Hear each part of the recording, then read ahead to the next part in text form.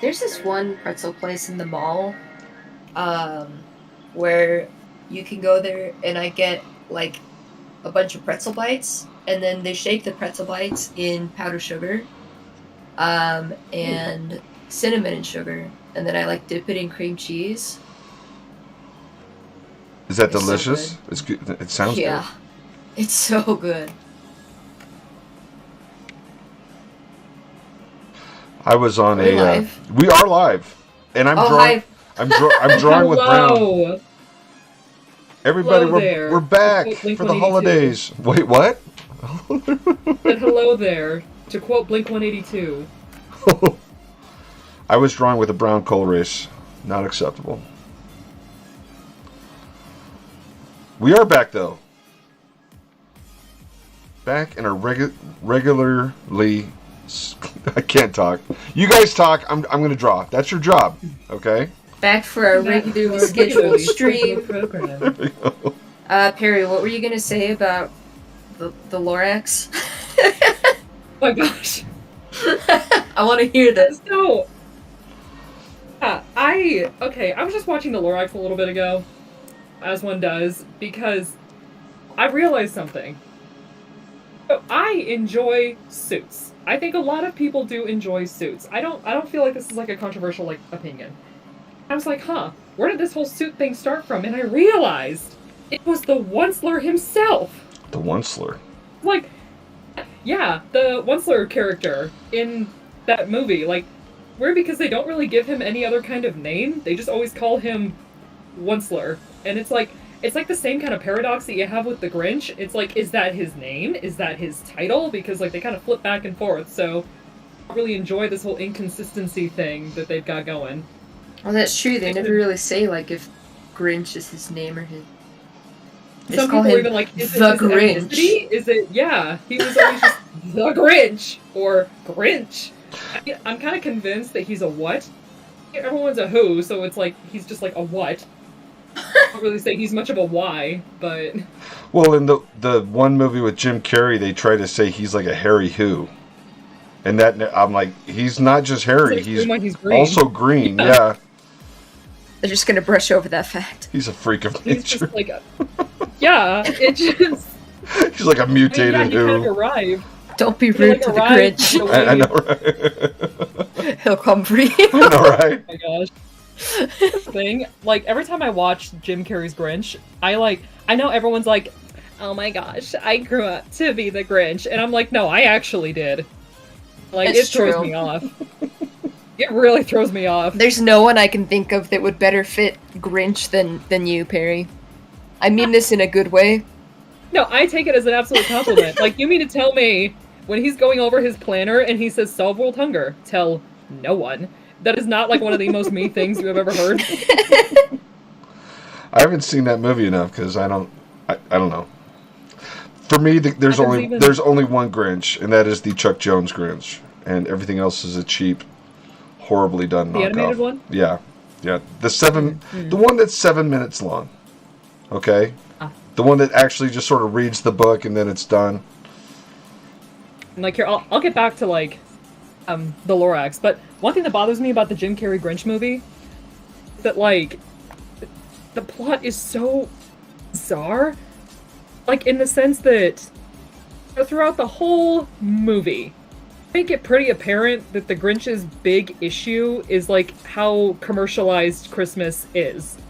Like, you know, the whole gift giving thing like traumatized him. He like goes down to the whole revelation party thing, and he's like, y'all literally just throw away all of your gifts. Like, nothing means anything to you. Like, he says, like, your avarice never ends. Well, here's the thing. He goes on that big, like, tangent or whatever. He steals all the gifts, and it's like, okay, up until this point, they stay pretty consistent. This whole, like, revelation of, like, maybe it's not about the gifts. Maybe Christmas is about more. And it's like, you fool! You have been saying that this entire time. Why are you the one suddenly learning this lesson? That, like, gifts are not the big message of Christmas. It's like he had to learn that Christmas isn't, like, yeah, all about gifts and commercializing or whatever. But it's like, you are literally the only person throughout this whole movie that has felt this way. Except for, like, you know, well, Cindy. you know, Little that child Cindy who's like, let me Lou go hang out. Yeah. Let me go hang out with the green old man on the mountain. You know, she's also been like... Very bad decision making by Cindy Lou's. Even he says it, like, nice kid. Bad judge of character. But, yeah, so that always bothered me, because I'm like, okay, you had me up until it was, like, the Grinch who had to learn a lesson. And it's like, no. He's been fine. I saw a wonderful meme where the Grinch saw there was a PlayStation 5 in the loot, and he kept it. I like that. Yeah. Honestly, that's wonderful. Yeah. Like, I think the PlayStation 5 is like the first toy in a long time where there's like a true desperation to get one. Have you guys ever seen the movie Jingle All the Way with Arnold Schwarzenegger? It was one of the last ones he made.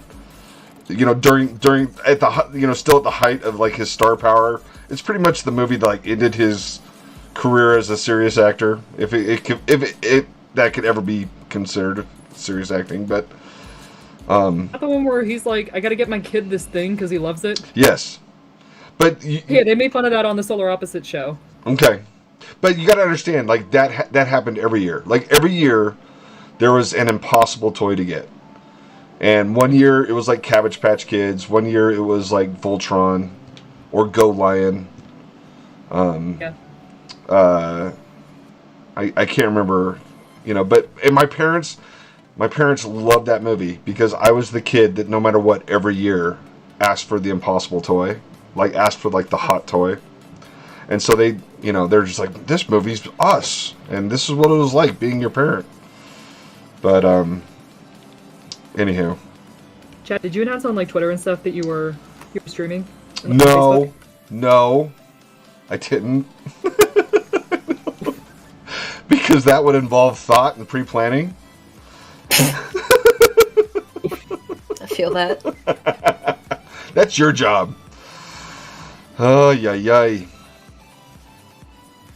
No, I haven't. But I just need to make like a banner.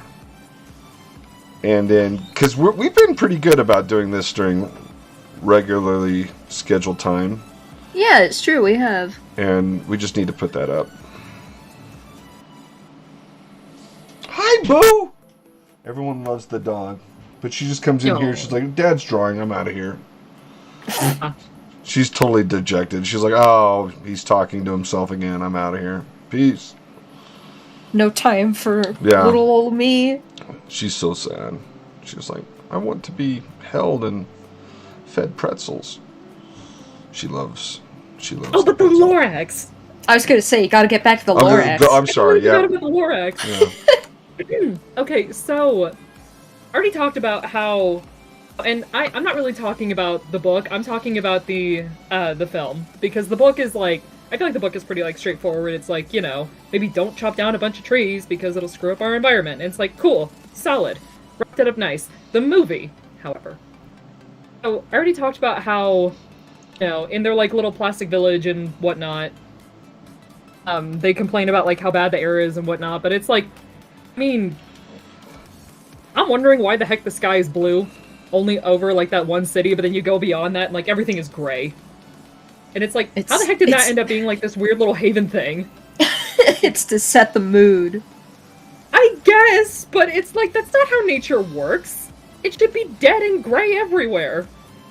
Like, I don't know, it's only dead and gray in Salt Lake, and then every other place is like beautiful. Okay, but like with how like small that city is, you know, yeah, it can be dead and gray in Salt Lake, but at least like there's enough space to like, you know, inch out that smog to where like it doesn't quite reach the valley area and whatnot. That whole like little town is just encapsulated by dead. So I don't think there's enough of like a barrier there, you know, not cover that city dead smog. So there's that aspect. There's the whole like, oh yeah, we're gonna buy our air in plastic bottles. And yeah, I said this before and I'll say it again. Like I said this like 15 minutes ago. We've lived through air worse than that. Like, oh my gosh, over the summer when Salt Lake is... California was like burning. Oh, I cannot imagine how big that fire had to be for our air quality to be so bad. You could not see 10 feet in front of your face. In front of your face. You couldn't drive in it. It was so thick. Like, I had...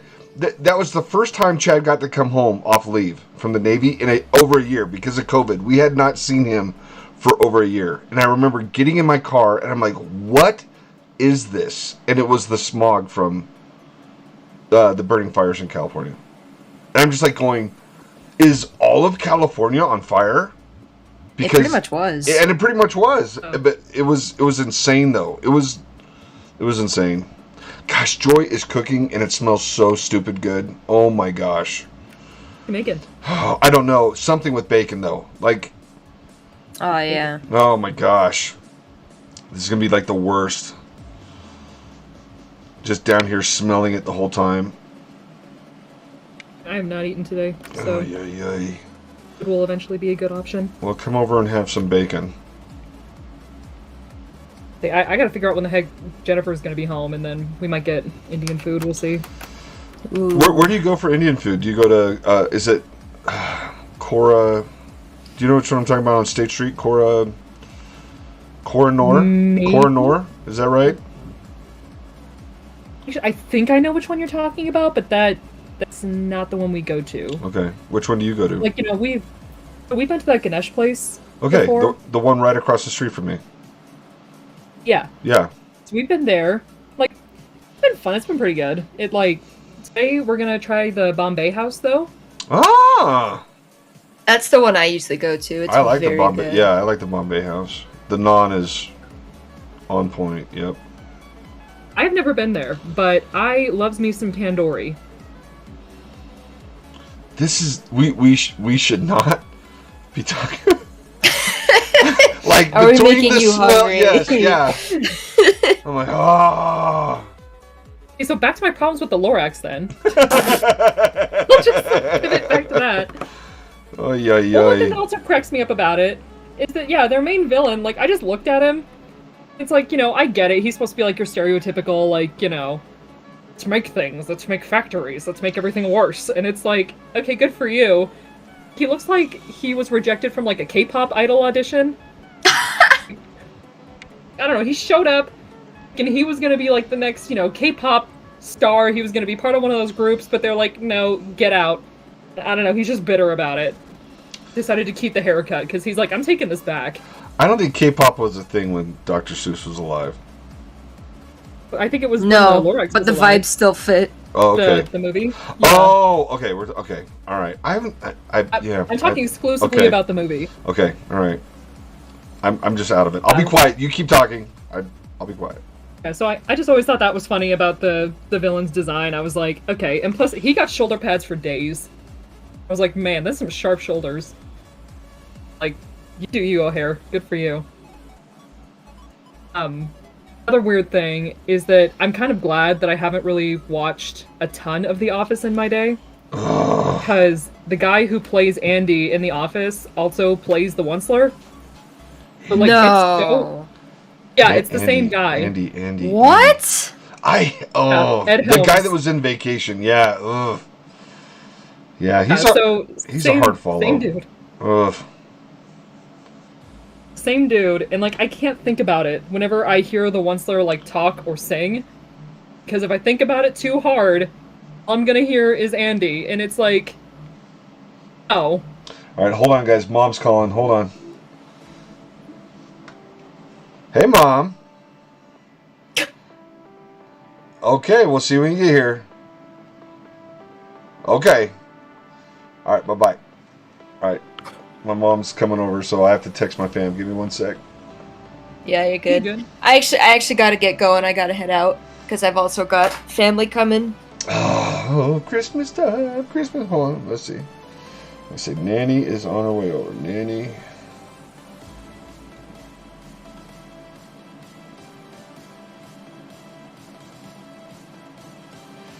So nice, though. Like, everyone having a phone is so nice. Like, otherwise I'd have to, like, start screaming. Like, that's what we did when we were kids. Just started running through the house screaming things. Nanny's coming! Nanny's coming! Now it's just text. Because my kids are just always on their phone, so it's the best way to get the information out. Also, I really hope I pronounced this correctly, so here we go. Fritty Tail Chaser in the chat says, Happy Holidays, everyone. Happy Holidays! Yeah. Welcome back, Fritty. Really do be the season of all them holidays. I'm trying Part of to me wishes, though, that, like... push this up. What? Sorry, Perry, go ahead. I was just gonna say, like, I kind of wish that, like, the only holiday that happens in January wasn't, like, right at the smack, like, beginning of it. Then, like, the rest of January is just kind of, like, here. Is that, It's like, oh, okay. which holidays in January?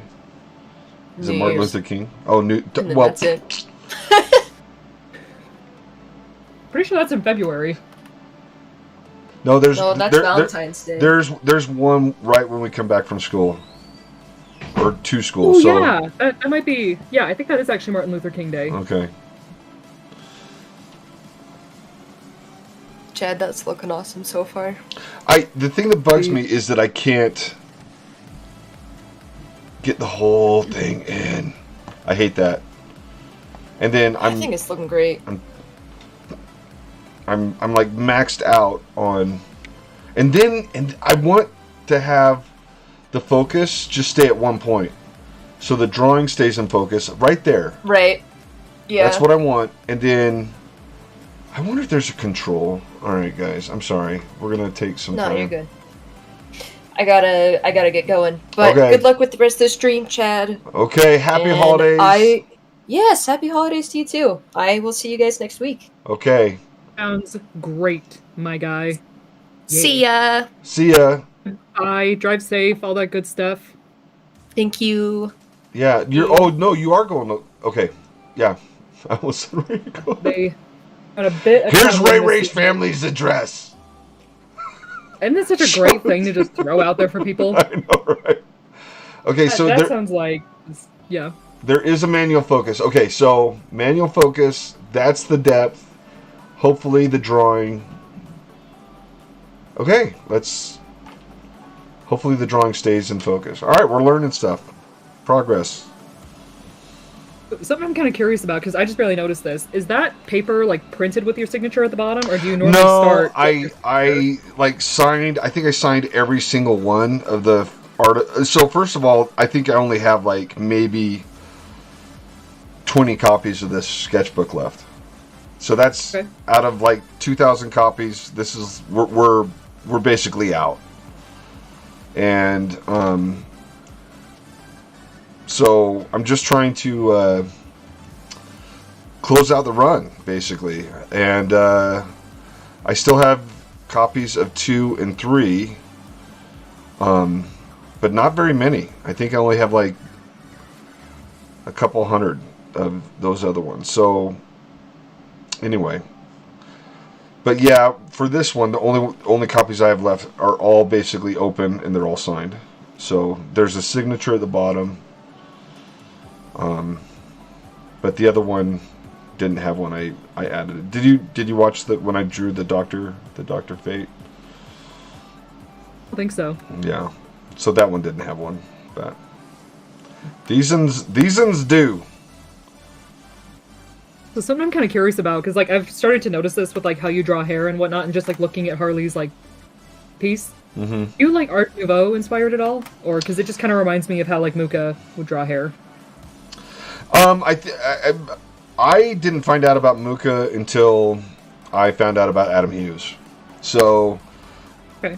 an influence of an influence, but obviously Adam Hughes was super influenced by Muka, like direct influence, purposeful studies and stylistic appropriation. So, unintentionally, yes. But it was more of me trying to imitate Adam Hughes than it was me trying to imitate Muka.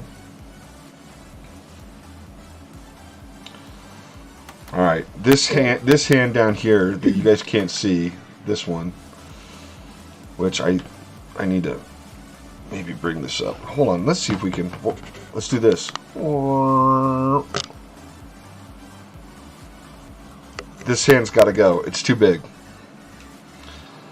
Size relationships are things you want to always be mindful of when you're drawing. And I sketched that out, but let's look at this hand. This hand is like perfectly proportioned to the face. Now, even though this other hand, there's going to be a little bit of foreshortening because it's coming towards us. So it might be slightly bigger. You don't want it to look like she has Andre the Giant hands. Yeah. So let's bring. Yeah, let's what would bring you say that the back average, say like the average kind of like hand size relationship thing is? Like, is there a way to kind of measure how big hands should be on a figure, or? So basically, the hand should it. be from the chin to the top of the brow. So like right from here to here. So basically 3/4 of the head. Let's see. We have Fruity Tail Chaser. Oh, before I forget, it's been a while, but I've been eyeing a few of the Dragon Age originals you had with Catskill Comics and went to check it for the holiday, and you're no longer with them. That is correct. Those originals are with me now. They are here in my home. And it's up to me to put them up on the Art of Chad Harden website. Do you know if there's any pages that you want?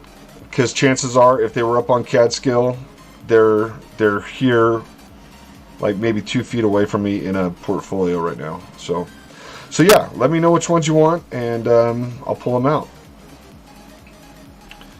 Because those are some of the only originals that I still have. That and Traveler. Everything else is sold. I didn't save a Spider-Man page for myself. I didn't save a Harley page for myself.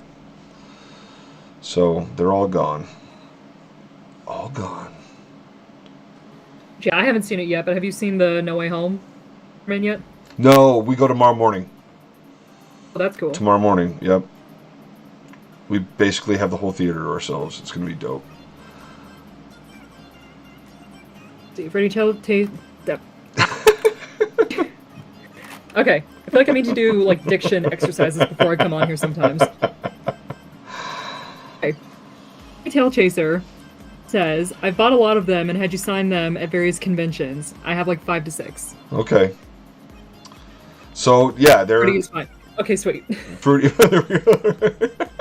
Thank you. Fruity, I have them, so... just let me know which pages you want. And if they haven't been sold, then I'll pull them out, and we'll but we could definitely arrange that. I need to get them back up on a website, but Like another social media project to add to the list. Exactly. Yeah. Perry, get on. Okay, I have thought about this before. With like making announcements and whatnot. I'm like, at what point do I just straight up say, Chad, give me your logins, I will make the announcements. Oh, yeah. Well, the announcements and the web pages, and so speaking of projects, next semester, what if we did a Kickstarter? For what? Maybe, I don't know, the new Art of Chad Harden book. I don't know. Yeah, I'd be down. A new comic. I'm really taking way too much time with this hand construction, but I want to look. It makes it good. Do it. Yeah, I don't want it to look wonky. Freddie says, you guys are hilarious. Okay, I'll see if I saved the ones I was looking at specifically, but I'm pretty sure they had Alistair, and get in touch. Okay. And I saved all the really good ones for myself, Fruity. I don't think I have a good Alistair page, though. I think I have Isabella pages. I think I have Varric pages, and I think I have Perry, help me out. The Quinari King. Stin? I have no idea. Yeah. I have some really good Stin pages. Said, I think I got the best Alistair page from right at the start of the first EA. It was the first one I bought. Okay. Liked that name, Alistair. Yeah. it has a presence to it. I like names that have presences to them. It always reminds me of Crowley. Do you know what I'm talking about? Oh, Aleister yeah. Crowley. Yeah, I've heard of Aleister Crowley. Yeah. Like, I don't know a ton about him, but I think I had a pretty good idea of what he was about. Most of it, I can't say I'm about. Yeah. Self-proclaimed most wicked man in the world. Founder of the some crazy secret society. But they believed right. they believed in practical magic and rituals. So but they were see, shows what good omens did to me. I hear Yes! There we go. Okay. Yeah. No, We here's the love thing. that show. Here's the thing. Yeah. You don't understand. I recently rewatched Good Omens. I have been just obsessed with it ever since. Because when I tell you that I was watching this show and I'm like, if I am anyone in this life, it is freaking Crowley. I mean it. Yeah. Oh my gosh. Love that show. Yeah. Man. Okay. I've been following season 2 production religiously. Yeah, the talking to plants. That cracked me up so badly. Because, like, I love that, you know, it starts off with kind of like that sentiment of, like, yeah, back in the 70s when talking to plants became a thing, you know, Crowley really enjoyed that, but then he's like, no. Bring it up a notch. Let's build upon that. I'm gonna put the fear of Crowley into these plants. And he just terrifies them. And I'm like, that is hilarious. I love that. Is that show still going, or did they end it? I just said I'm following the season 2 production. I've been following it religiously. Okay. Need something to keep me going. Dude, the drab times. So Okay. it's been fun to see them work on it.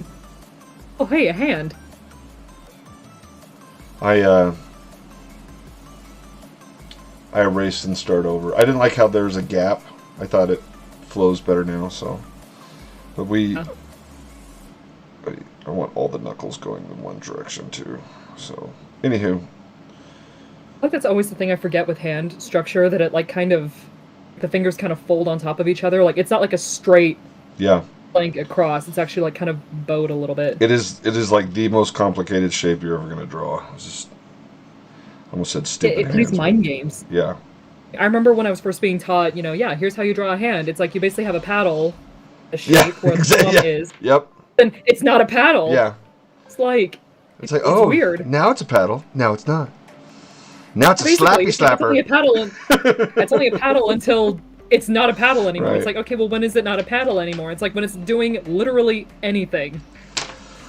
Like, neutral hand, paddle. Perry, Moves even slightly, not paddle. I didn't even warm up today. I have a very stern, like, never make your commission your first drawing of the day rule. Okay. Warm up then, Chad. I'm out of time. This is a Christmas present. It has to be done today. I literally, when I'm done with it, I gotta like jump in my car and deliver it to the people, and thank goodness they live in Utah.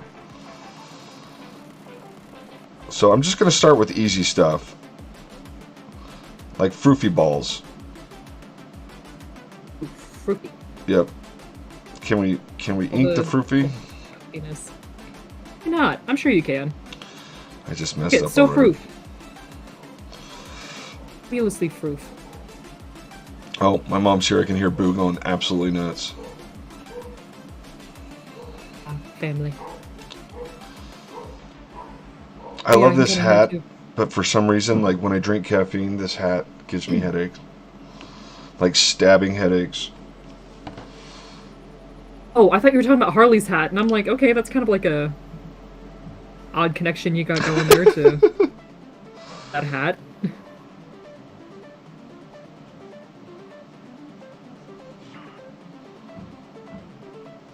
Now, one of the reasons why I chose this arm is because it's all going to be black.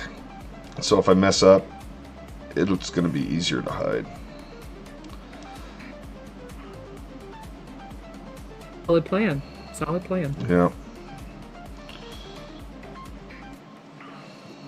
I'm not sure if you would know, but like, do you know where the Harley Quinn original design like from? Do you know any of like the Harley history? Yeah, it was designed by Bruce Timm on Batman the Animated Series. And DC actually had, at San Diego Comic-Con, they actually had an exhibit outside where they had the production stills at one time, and you could go up and see them. And I've never been so tempted to smash a case and run in my life. And I work for these people, so they really need to be more careful of who they let into their parties. Seriously, I am such a nerd with this stuff.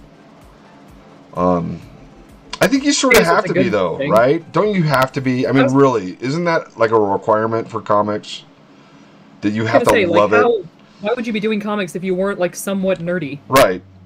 There's It's a rather nerdy profession, if I do say so myself. Yeah, and there's easier ways to, let's face it, there's easier ways to make money. Like, if you're just worried about making money, first of all, why would anyone choose to be an artist? If that's... Michael J. Fox one time said in a movie, arts is a means to a mean and not a means to an end. And never has there been a more true statement, ever. Because there's not an artist on the planet that wakes up one day and is like, oh, you know what, I want to make money doing this. That's not how it happens. You become so enthralled with just the creation of the images and the art itself. You know, figuring out how to make a living being an artist is completely secondary. And I think it's definitely like one of those professions that I think is more passion driven than anything else. Yeah. And you do it because it's genuinely something that you love, and you just figure it out along the way, like how you're going to make it work. Yeah. And most of the time, gosh, Perry, you want to pick something hard to ink? The Froofy Froofs. This is the only thing that drives me nuts about this costume. The stupid... I don't even know what these things call. Amanda Connor knows the real name to these things. And I need to hang around with her more because she's got about 20 IQ points on me. But, they drive me nuts. I hate drawing. Like, that's the only part of the original costume where I'm like, really? But, I mean, Bruce Timm was so intelligent. He literally just drew like a cylinder and put swirls in it. But when you're trying to add like a little bit of realism, it doesn't go over so well. So, anywho, tangent. You gotta flip it up. Yeah. Ugh. Tell me when I start drawing like completely off camera, Perry, and I'll bring it back. I'll let you know. Yeah. Okay, So, here's another name that I might... Oh, it's just I kill everyone. Okay, it's just spelled weird. That's why it threw me. It's not a scrunchie. It's not Fathulma. That's what we call it. Looking scrunchy-ish, though. It is. That's way to think about it. Yeah. It's a circus scrunchie. This happens every time I draw it, especially every time I draw it online, and people Google it, and they find the names. It's not what it is. Amanda Connor, you have to call Amanda Connor and be like, Amanda, what is this thing? And she's like, oh, it's a this. And you're like, yes, thank you. But she's the only one that knows the name of it. So, anyway. It's not the scrunchie. That's my Arnold impersonation. I'm sorry. I'll go back to drawing and let Perry talk.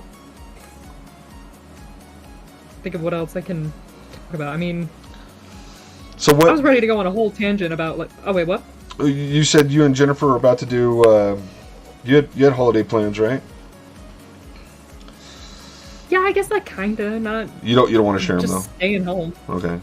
Oh, like there's just not a whole lot to share. Like just staying home. For context, Jennifer is my mother, and yeah, she's working tomorrow, so I'm probably just gonna be chilling. I'm gonna be drawing, a Good Omens fan character because you'll be out here doing that, and enjoying the Christmas season, I guess. Well, if you want to come over and draw with other people, you're always welcome to come draw here. If you don't feel like being in a home alone. That really does something to your brain, I've realized. Drawing home alone? Kinda, like, okay. So, I guess like a little fun fact about my life history. I've been known to do like little psych experiments on myself, just like to see what would happen. Mm-hmm.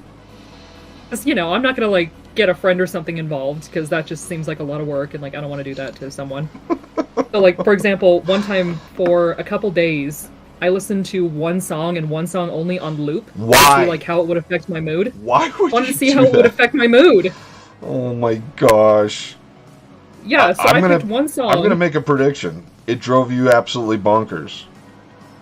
It actually gave me, a more negative kind of outlook on things, because the song I was listening to, it was Bloody Mary by Lady Gaga, but like the tempo had been changed, so it was slower and it was lower pitched.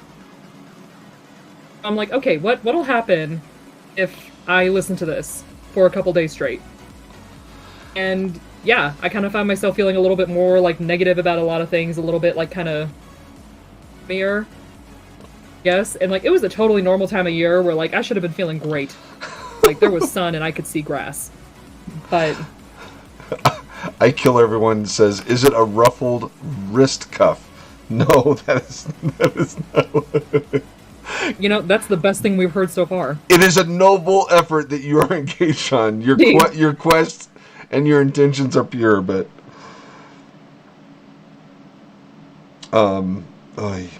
no. So for our generation, it was The Cure. If you wanted to be Cure. The Cure, do you know what I'm talking about? The group. They basically play. There's a joke in an Adam Sandler film. He breaks up with his girlfriend and he's singing this song to Drew Barrymore. And he goes, I was listening to a lot of Cure at the moment. It's basically what people did when they were depressed or sad. They put on The Cure. Is this from The Wedding Singer? Yes. Okay, yes, I know this scene. Yes. Yeah. And you remember the song. So, I mean... but yeah, everyone from my generation, like if they broke up... Yes, absolutely, ask Amanda. And then write it down. And then have it tattooed to my head. Because this is something that comes up... I'm reading the chat, Perry. When I change gears like that, I'm reading... Okay. Kind of figured. Amanda knows.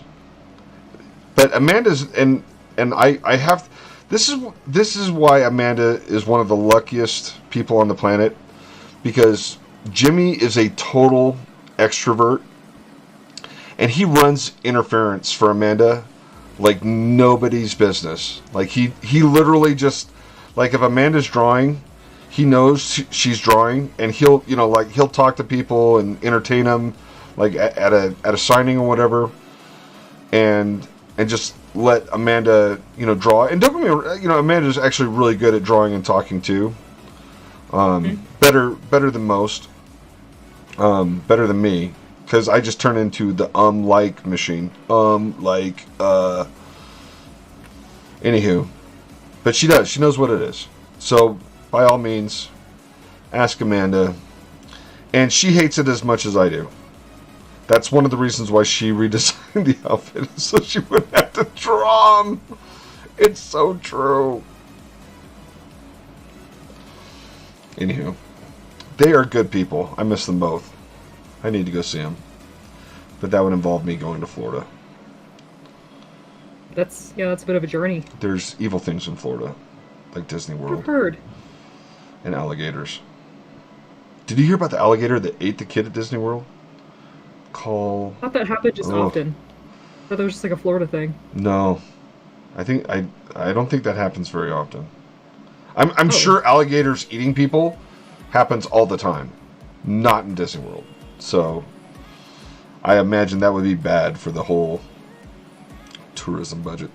Now I added these little bubbles so I could see where the knuckles and joints are, but they look really gross, so now I'm smoothing them out, and that looks better. And I'll knock these back with the Copics, but I think I might leave them just for the purposes of not wanting to go too dark on the hands, the value in the hands. I think this last one I could probably just do that.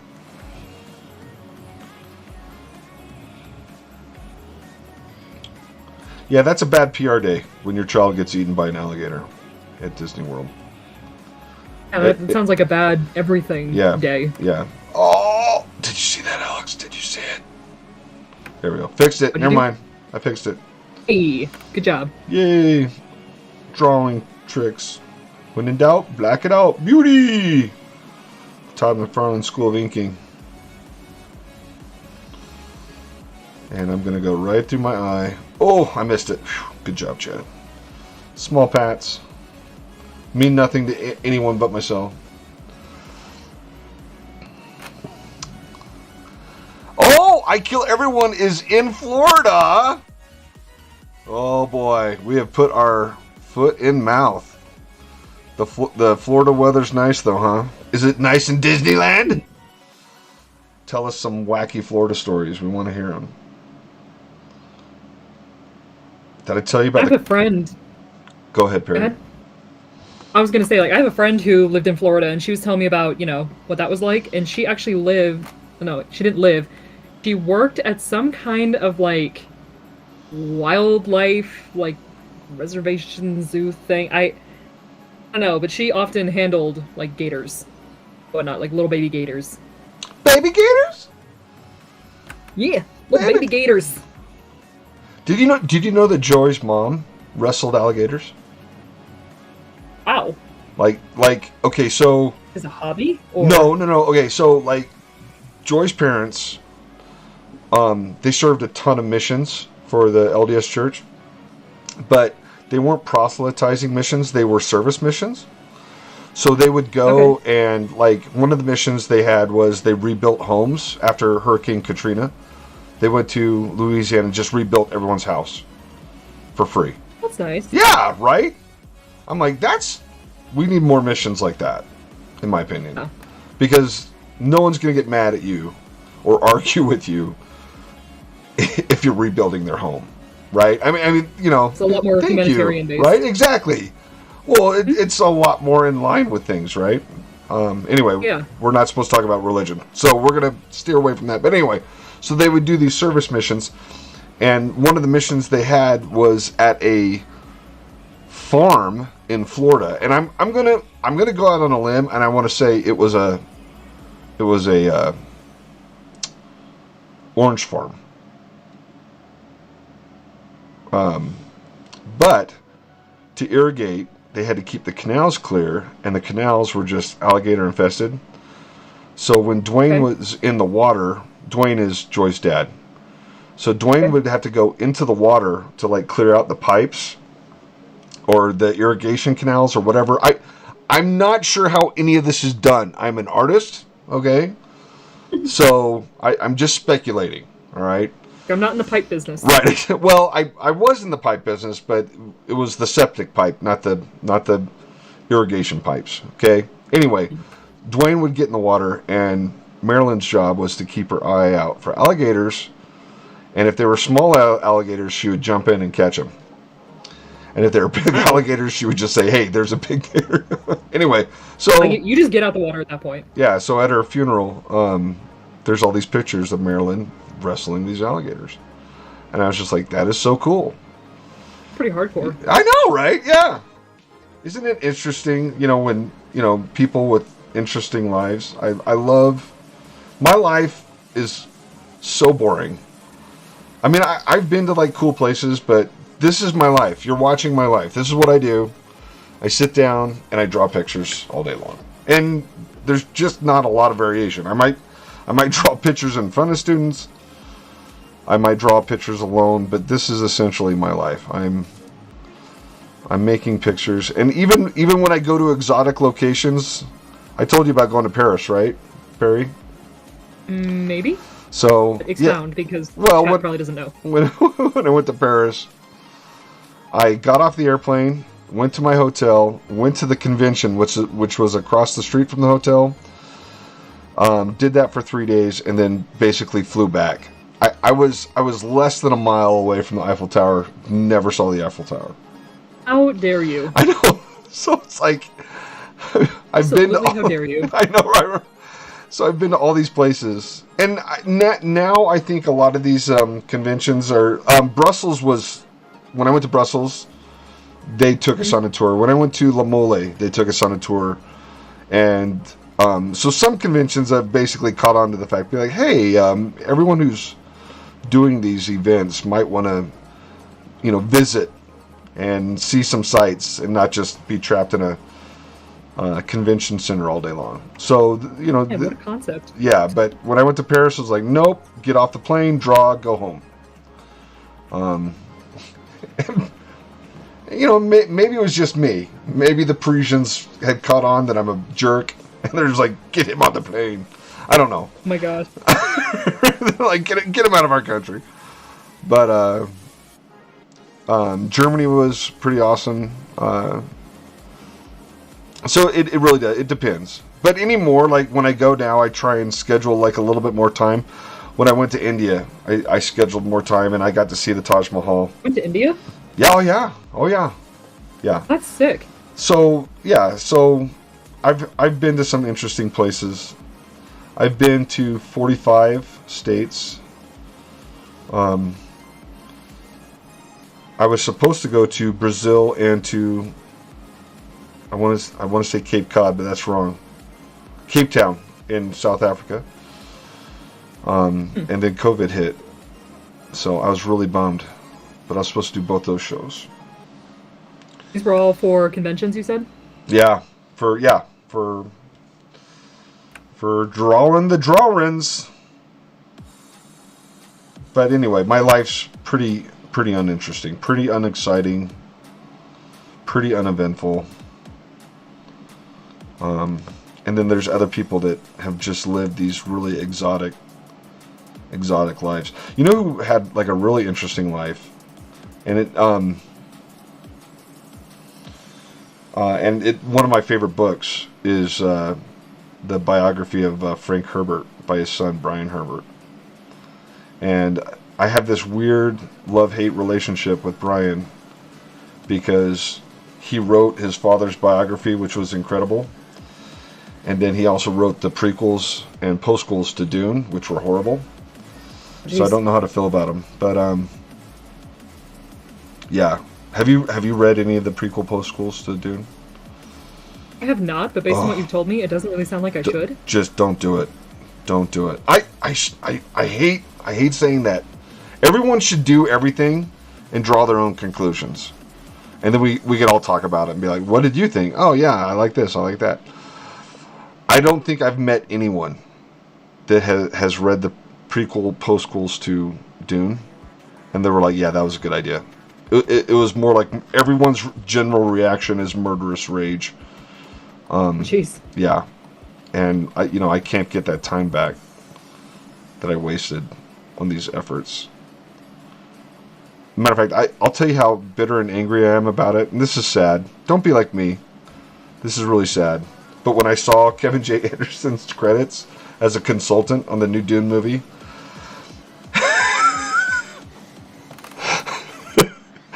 I just got angry. I was like, oh! Oh my gosh. Yeah, that's how bad I am. I'm one of those type of nerds. I'm sorry. I'm the wrong type. I know it's bad. I know we're not supposed to do it. We're supposed to let people love what they love and just step aside and keep our mouth shut. What if what they love is bad, though?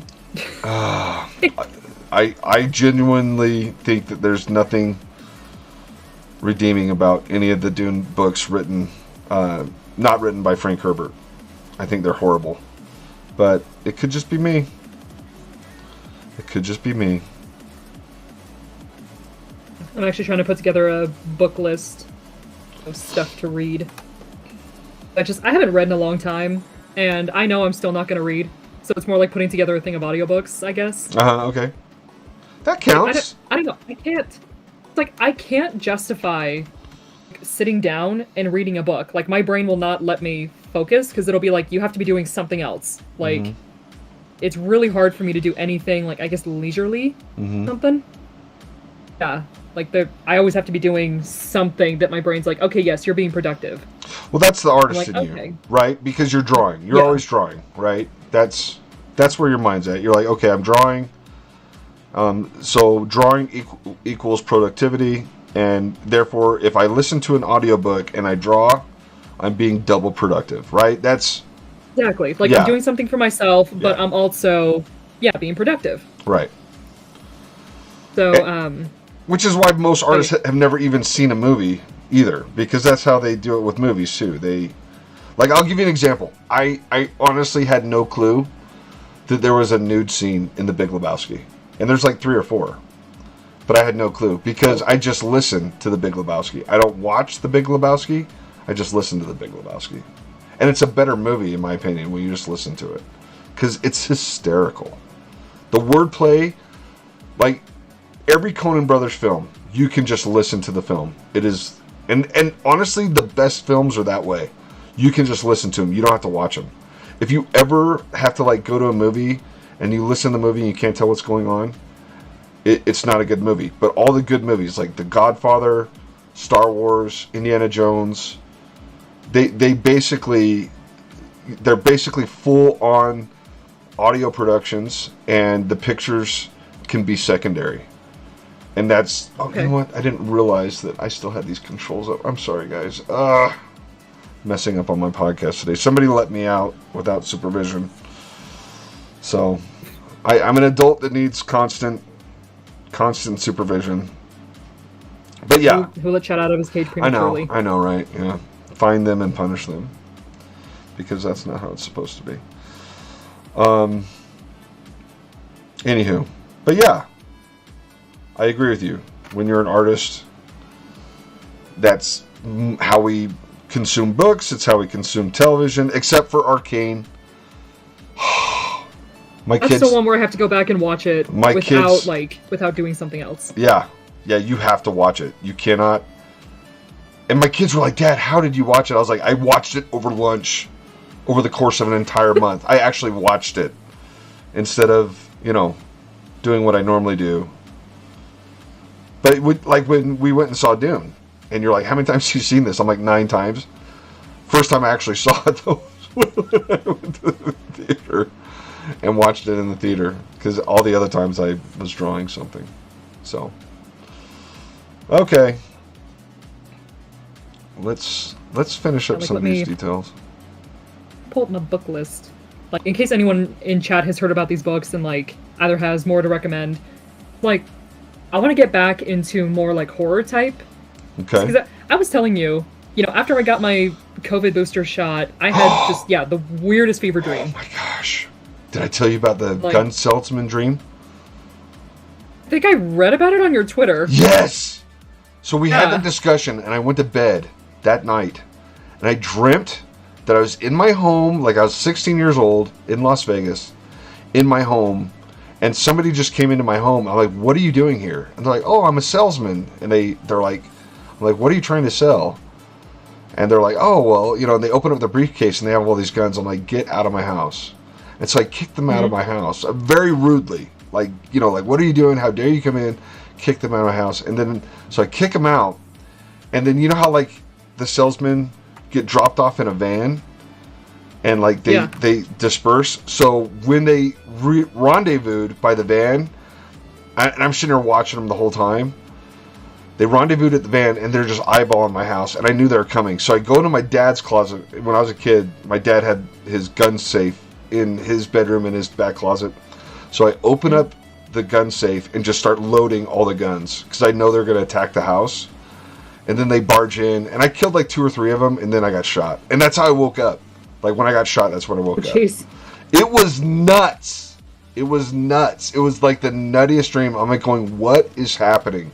But ever since I've had my COVID booster, crazy realistic dreams. Crazy realistic. Anyway, take it away. Tell us your COVID, so my COVID booster dream was like, I told you about this, but basically I wound up being part of this cult. And like there were a group of us that were like, newcomers, I guess you could call it. And we're pulled into these rooms, and it's like different room every time. And we're supposed to play games. You're supposed to play these weird games. And, if you lose, then you're going to be punished. If you win, then you just kind of stay as is, and you just wait until the next one. So, kind of Squid Gamey, but not like pastels. This looked like it was taking place in like some kind of weird basement that was just riddled with tetanus. Like, Wow. it was wild. And yeah, if you lost the game, then you were sent off for purification. I'm using air quotes when I say that. Mm-hmm. Which basically meant that they were going to hack some of your limbs off, or like they were going to hack something off and just replace it. And like you were going to be mentally conditioned to, you know, become like more loyal to the cult. Like it was almost like they were deliberately injuring people so that they couldn't leave games and they couldn't leave the cult. They were, you know, reliant on it in like a weird Stockholm. And it was nuts. Like, I ended up beating someone with a rolling pin, and I still feel kind of guilty about it. I'm like, man, it did not have to go that far. Well, I can vividly remember, like, shooting someone in the face. And, like, the visual is there. Like, it is there. Like, I almost feel like I know what it would be like to shoot someone now. Because of the stupid dream. Anyway. It was wild. But I told you that, yeah, I woke up. And, you know, sometimes, because I have to be very, very careful when it comes to horror content that I take in, because my brain has a hard time separating fiction from reality. Yeah, yes. Okay. It will fully start to believe that, like, there's, like, some weird creatures in my house, or that I'm being followed by a demon, or something, which, like, I've been followed by ghosts, but never demons. Oof. So, yeah, it'll just run with the idea. So yeah, sometimes I worry that, like, you know, maybe my brain is getting a little too vanilla. Well, I woke up, I'm like, okay, they're still spooky. What the heck was that? Like, okay, subconscious really showed up and said, let's do something, let's try something. Like, how about we don't for a minute? There's a lot to unpack. So cool. What did you watch before yours? Were you watching Squid Game? Because I was watching a Western. I watched the what's the new Western with Cumberbatch? The Power of the Dog. I'm not a Western buff. It's the one on Netflix. It's like a mix between Beguiled and Brokeback Mountain. Do you know what I'm talking about? Anyway, but it's the Cumberbatch Western. It's the Cumberbatch Western. And, but there was no gunfight. There's no gunfighting in this. It was all, like, you know, ranch and roping, bronco riding things, cattle drives. Mostly it was a film about just this one person who was just completely horrible. Which surprisingly was Cumberbatch. I did not see that coming. But, anywho. So, for whatever reason, I watched that film and then had the crazy shootout dream. And it felt like a Western. Like, if I was going to give that dream a theme, it felt like very Western-y. Like, I was being invaded and had to defend the homestead. You know, almost like Home Alone with guns. Okay, you know? Anyway, so I was wondering, maybe, did you watch Squid Game or what was that one? The Master with Is it The Power of the Dog? The Power of the Is that it? The Power of the Dog with so like I hopped on Netflix to see if I could find it, and that's what came up when I typed in Cumberbatch. Yeah. Yep. Yes. And I wasn't watching Squid Game. I have not watched Squid Game in like a month, I think. Like it's been a good minute. I had just gotten ice cream with my mother. So yeah. And oh wow. Yeah. My brain just does this stuff. Okay. Well, see, I don't dream. Yeah. I do not dream. Okay? I have sleep apnea. I don't dream. So for me to, like, all of a sudden just start remembering every dream I've had since my shot is a little disturbing. Like, what is happening? That's like that 5G benefit that I've heard so much about that happens when you get the COVID shots. Yeah. I'm plugged back into the dream matrix. Yeah, normally, like, I'm used to having weird dreams. It's gotten to the point now to where I'm actually pretty good at lucid dreaming. So, you know, if something is happening in my dream that, like, maybe I don't want to see, or, like, that, you know, I don't like the direction it's going, then I'll just change it. Wow. I want that ability. I do not have that ability. It's like watching a movie. Like you, Basically, yeah. yeah. For me, it's like watching a movie. It's not a choose your own adventure.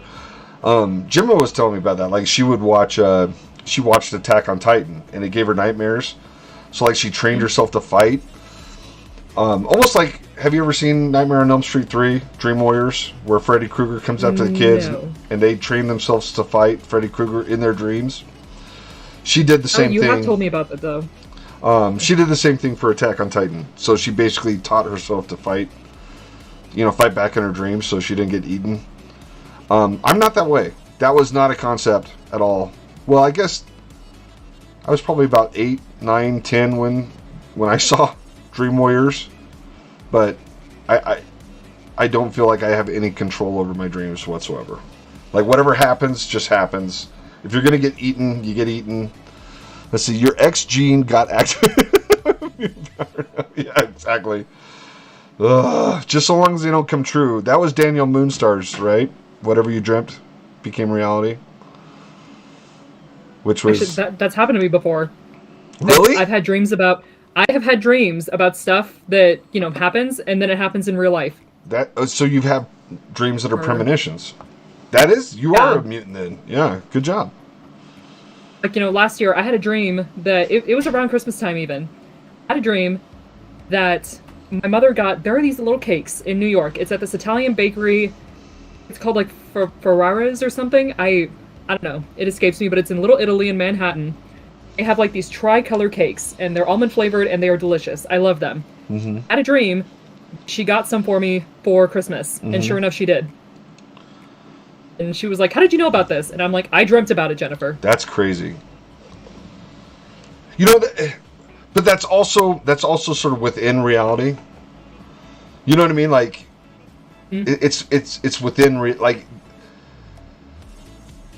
if you'd have dreamt about COVID before COVID, that would have been like even more crazy. Does that make sense? You know what I'm saying? Like, like nobody saw COVID coming. Yeah, but no, that's a little freaky to me. Yeah, like my dreams are wild. I've just accepted them for what they are. I mean, there was one dream, because I never dream about my own characters. I don't know why, just the one time that I did, I was so shocked that one of my OCs showed up in a dream that I actually paused my dream, I rewound it so I could watch it again, and the dream played over again.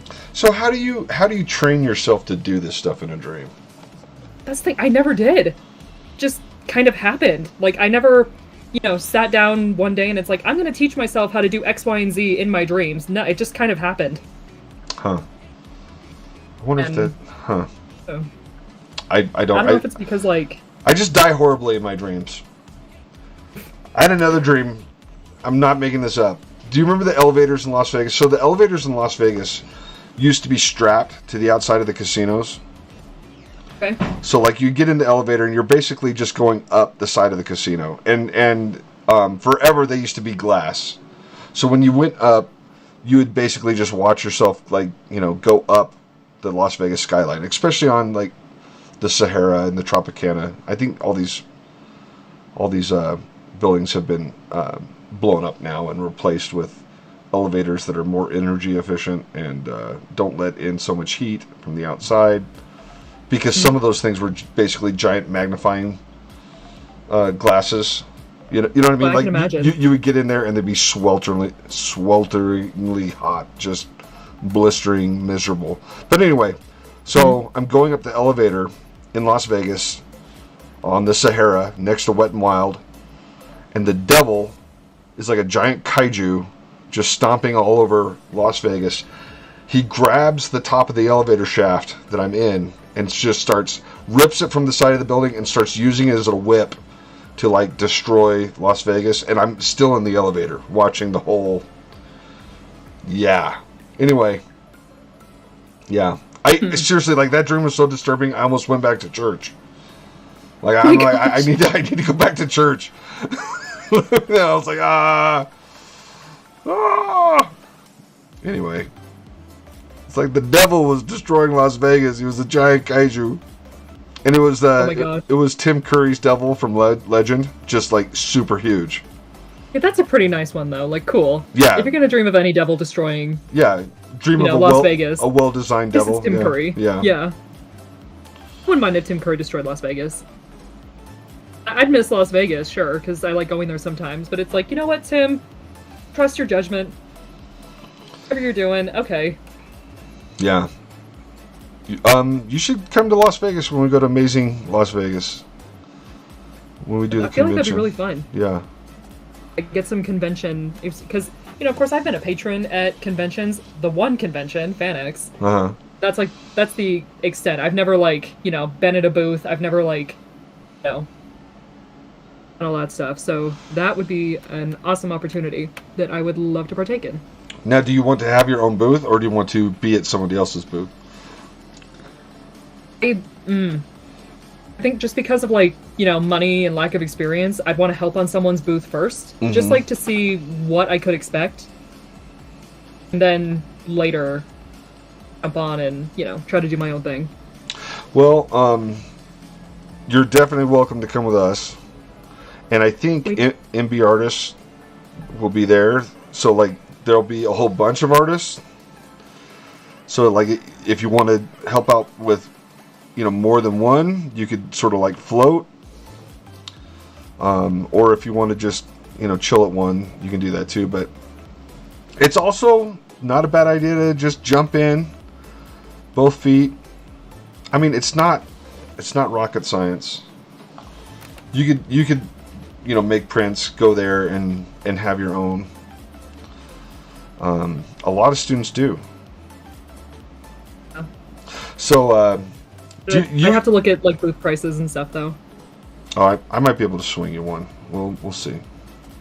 We're not going to talk about that on air, though. So, I Kill Everyone says, yeah, that sounds like a Danny Power. Totally a Danny Power. I like that. Is that Danny from The Shining, or is that No. Danny from Danny from New Mutants. Danielle Moonstar. Oh, okay. Did you ever watch the New Mutants movie? It was not critically well received, and it doesn't sound familiar, so I do not believe so. It was I sort of liked it. I don't know, and maybe I'm not the best judge when it comes to things, because I was just so happy to have a New Mutants movie, and I thought the casting was perfect. I actually really enjoyed it, but I think I might be the only person that enjoyed it, because I can't be impartial to it. But I liked it. I thought it was a good movie. And when it comes to taking in media, I am terrible. I'm so bad at watching things, reading things, that kind of... Which I Kill Everyone said, I sort of liked it too, Chad. It was different, but, fun in its own way. Yeah! Yeah, I don't know why it got the hate it got. There's a lot of people, it wasn't what I read. I was like, pretty close? Come on. But I guess what people didn't like is they deliberately tried to make it almost like a horror film. Like the first mutant horror film. But a lot of bad things happen to mutants in the comics. They're not a beloved group of people. And so, and once again, you got to remember, all this stuff's supposed to be metaphors for our society. Mm. And horrible crap happens to people in our society. So, I dug it. So one of the creators in MB Artists is Bob McLeod, who created the New Mutants, or co-created. I have to try and play it cool around him, because I'm like, I seriously have the entire run of New Mutants, the entire run. And I love the favorite comic book series of all time, hands down, New Mutants. So I have to try and play it cool around him. I'm like, yeah, hey Bob, how you doing? But I could show up and be like, will you sign my entire 100 issue run? It's internally screaming, but it's nah, I'm good. Yeah. I do the same thing happened with Jim Lee. Like when I was at DC, we'd have these DC comic meetings where they'd bring the talent in and whatever. I'm in the same room as Chumley.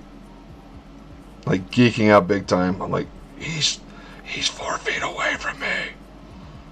This is not stuff I should be saying to the entire world. But yeah, I'm that big of a Jim Lee nut. All of them, actually. It wouldn't matter. Anybody from Image.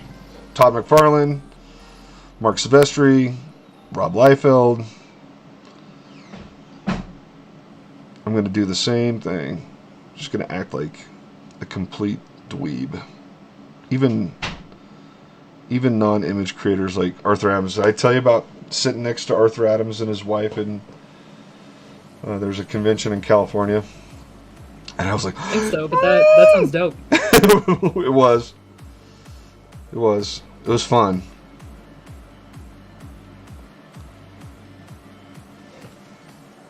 There definitely is those people where I'm like, man, if I was in the same room as this person, Yeah. like every single language and not language, every single word in my vocabulary, I guess, yeah, in either language that I speak, gone. Yeah. Yep. No That's more what thoughts. happens. Yep. Just like, I love you. I've read It's everything. like, oh, hi, what's your name? Yeah. Bitch. Nope. I was the worst fan ever to Arthur Adams. I was the kid.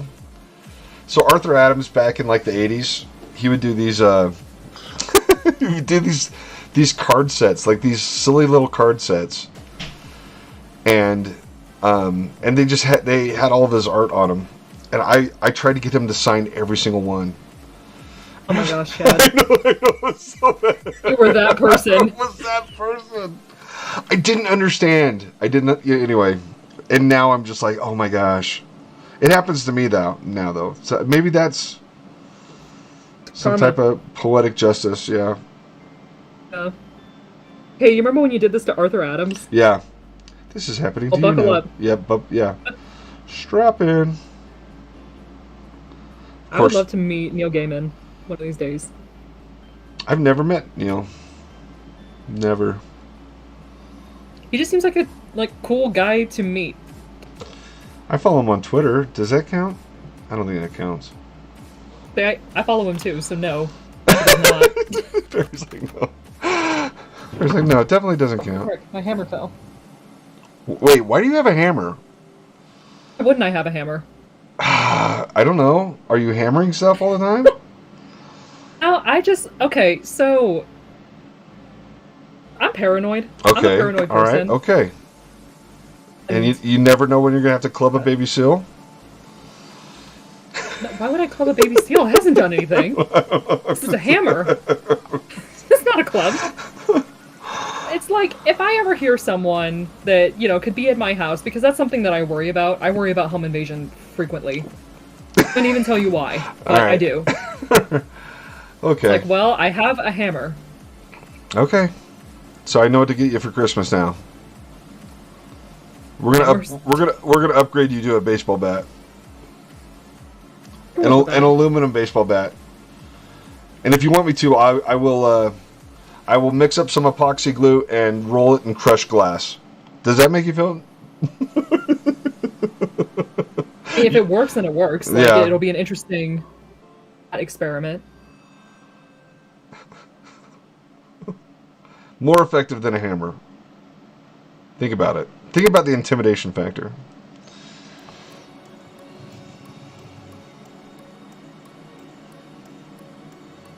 I'm sending a quick text.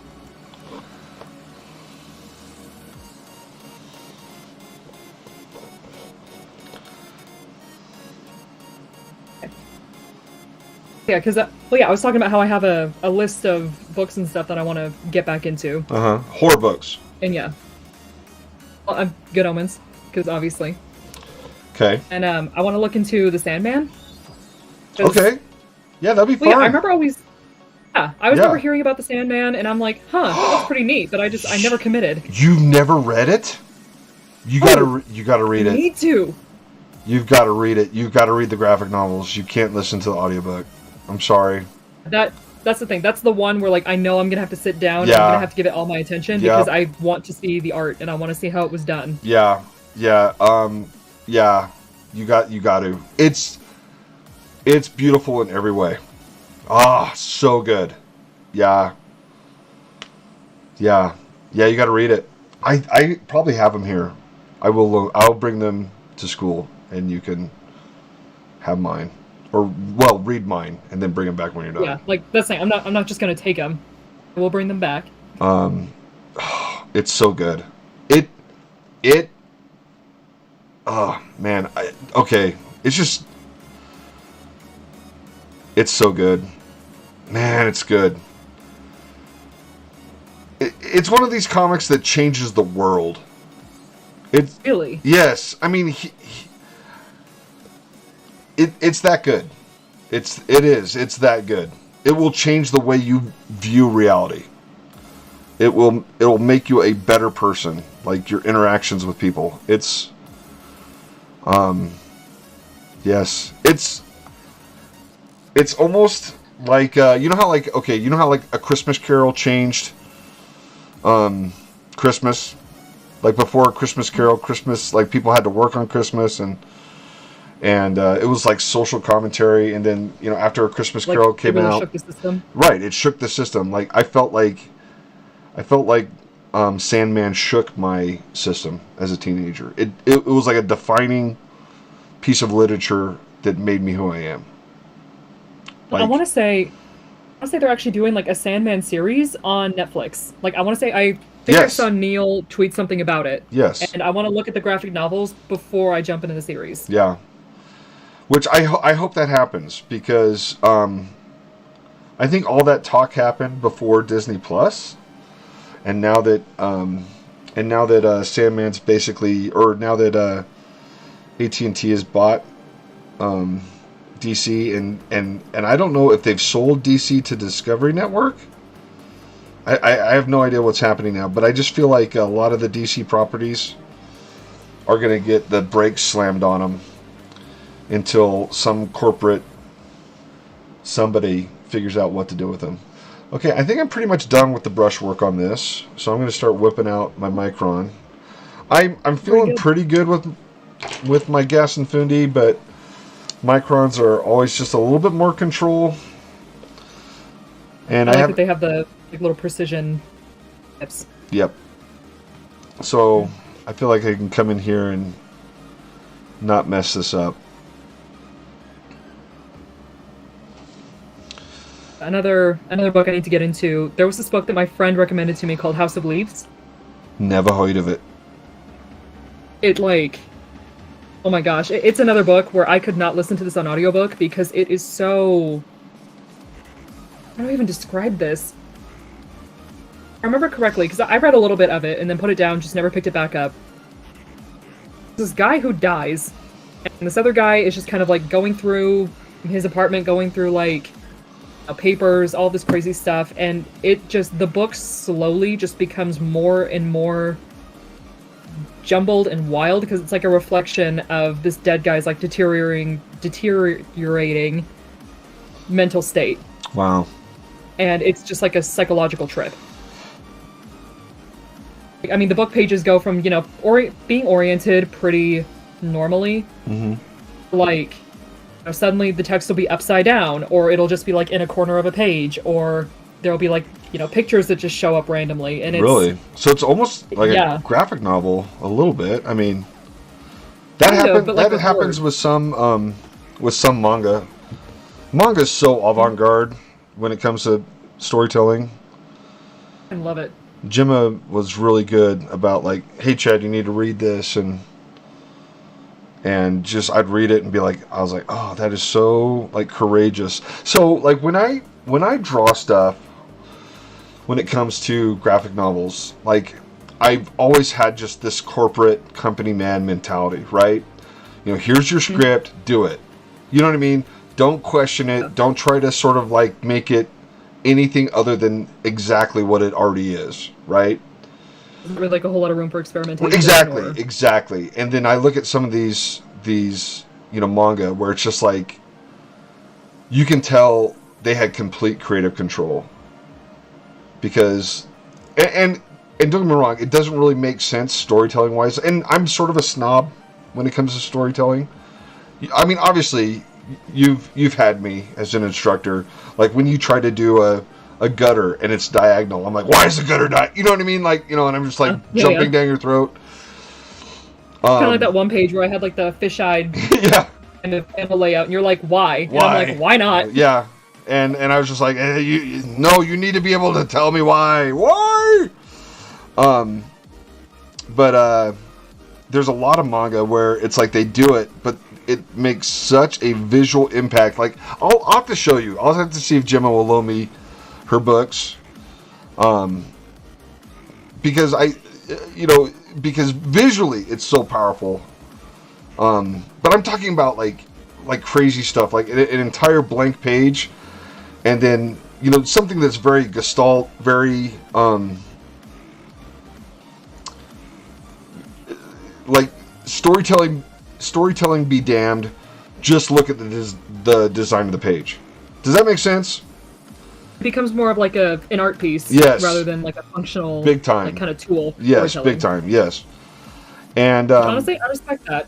Yeah, I do too. But I've never done it personally. I've never done it, right? Mm-hmm. So it's one of those things where it's like, yeah, I respect it, but at the same time, I don't incorporate it, and I'm a little sad. I need to.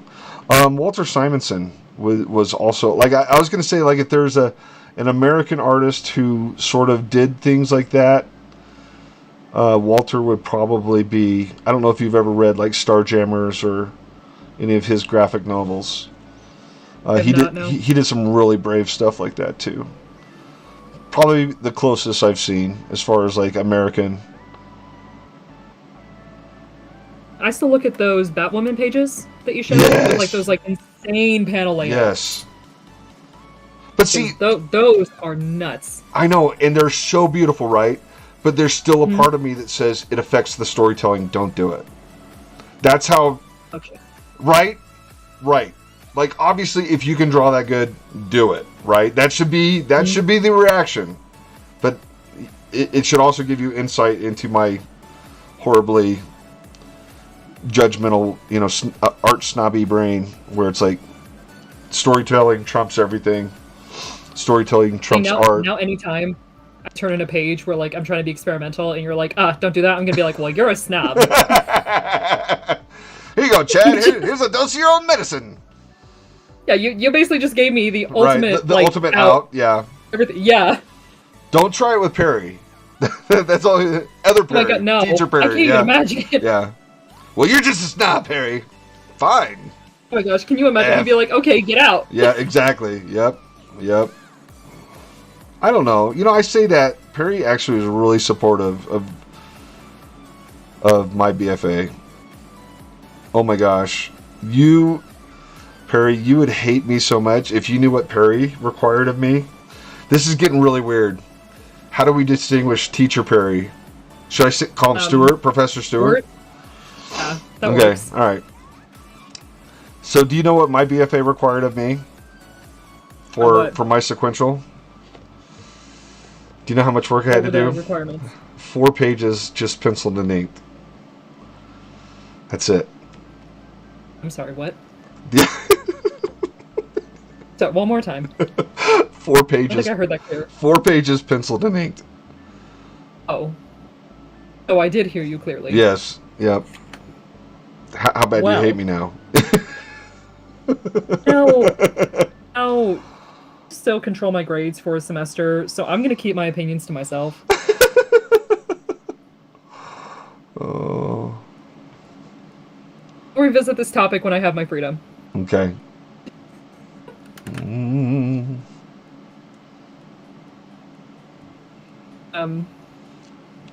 Here's another book that I'm looking into. It's called Tender is the Flesh. Okay. By Augustina Bastrika. I think I said that wrong. Okay. Probably. It's okay though. Yeah. You're gonna say it better than I could. That's the thing. Like I'm trying my best, but apparently this book is about a dystopian society where basically humans are being raised as livestock Yikes. because there's not enough animals. Yeah, there's not enough animals for people to eat. So they've started, like, basically, yeah, raising other humans to substitute. Soylent Green is people. Hey, did you know that Soylent Green takes place in the far future of 2022? No. Do you know what Soylent Green is before? No. Oh, okay. Soylent Green is a Charleston Heston film where people are the meat. So, okay. Yeah. You that was telling me about, I don't know if it's like a movie or a comic or something. Actually, it might be an anime. Where, yeah, there are people. But basically, the world is divided between humans and monsters. And the monsters eat people. They came to an agreement that monsters will basically, like, raise humans, kind of like cattle, for consumption. And they leave all the other humans on the other side of the world alone. As long as they have their livestock and they have their food supply, they're going to leave everybody else alone. Not me. And, like, the... Okay. This is not me. Someone was telling me about this. I want to read this book. It sounds very, I think it's a manga. Yeah. Wish I could remember what it is called. Not me, though. It is a manga. Yeah, I think the humans who are livestock, basically, they suddenly become, like, aware. Like, they figure out what's happening to them, what's going on, and, yeah. I'm told that the anime kind of screwed it up with, the premise of it. The manga's better. Okay. So I'm gonna have to see if I can figure out what this is, and I will let you know the title. It sounds like a few familiar. Every time I put down my pen, I find another thing.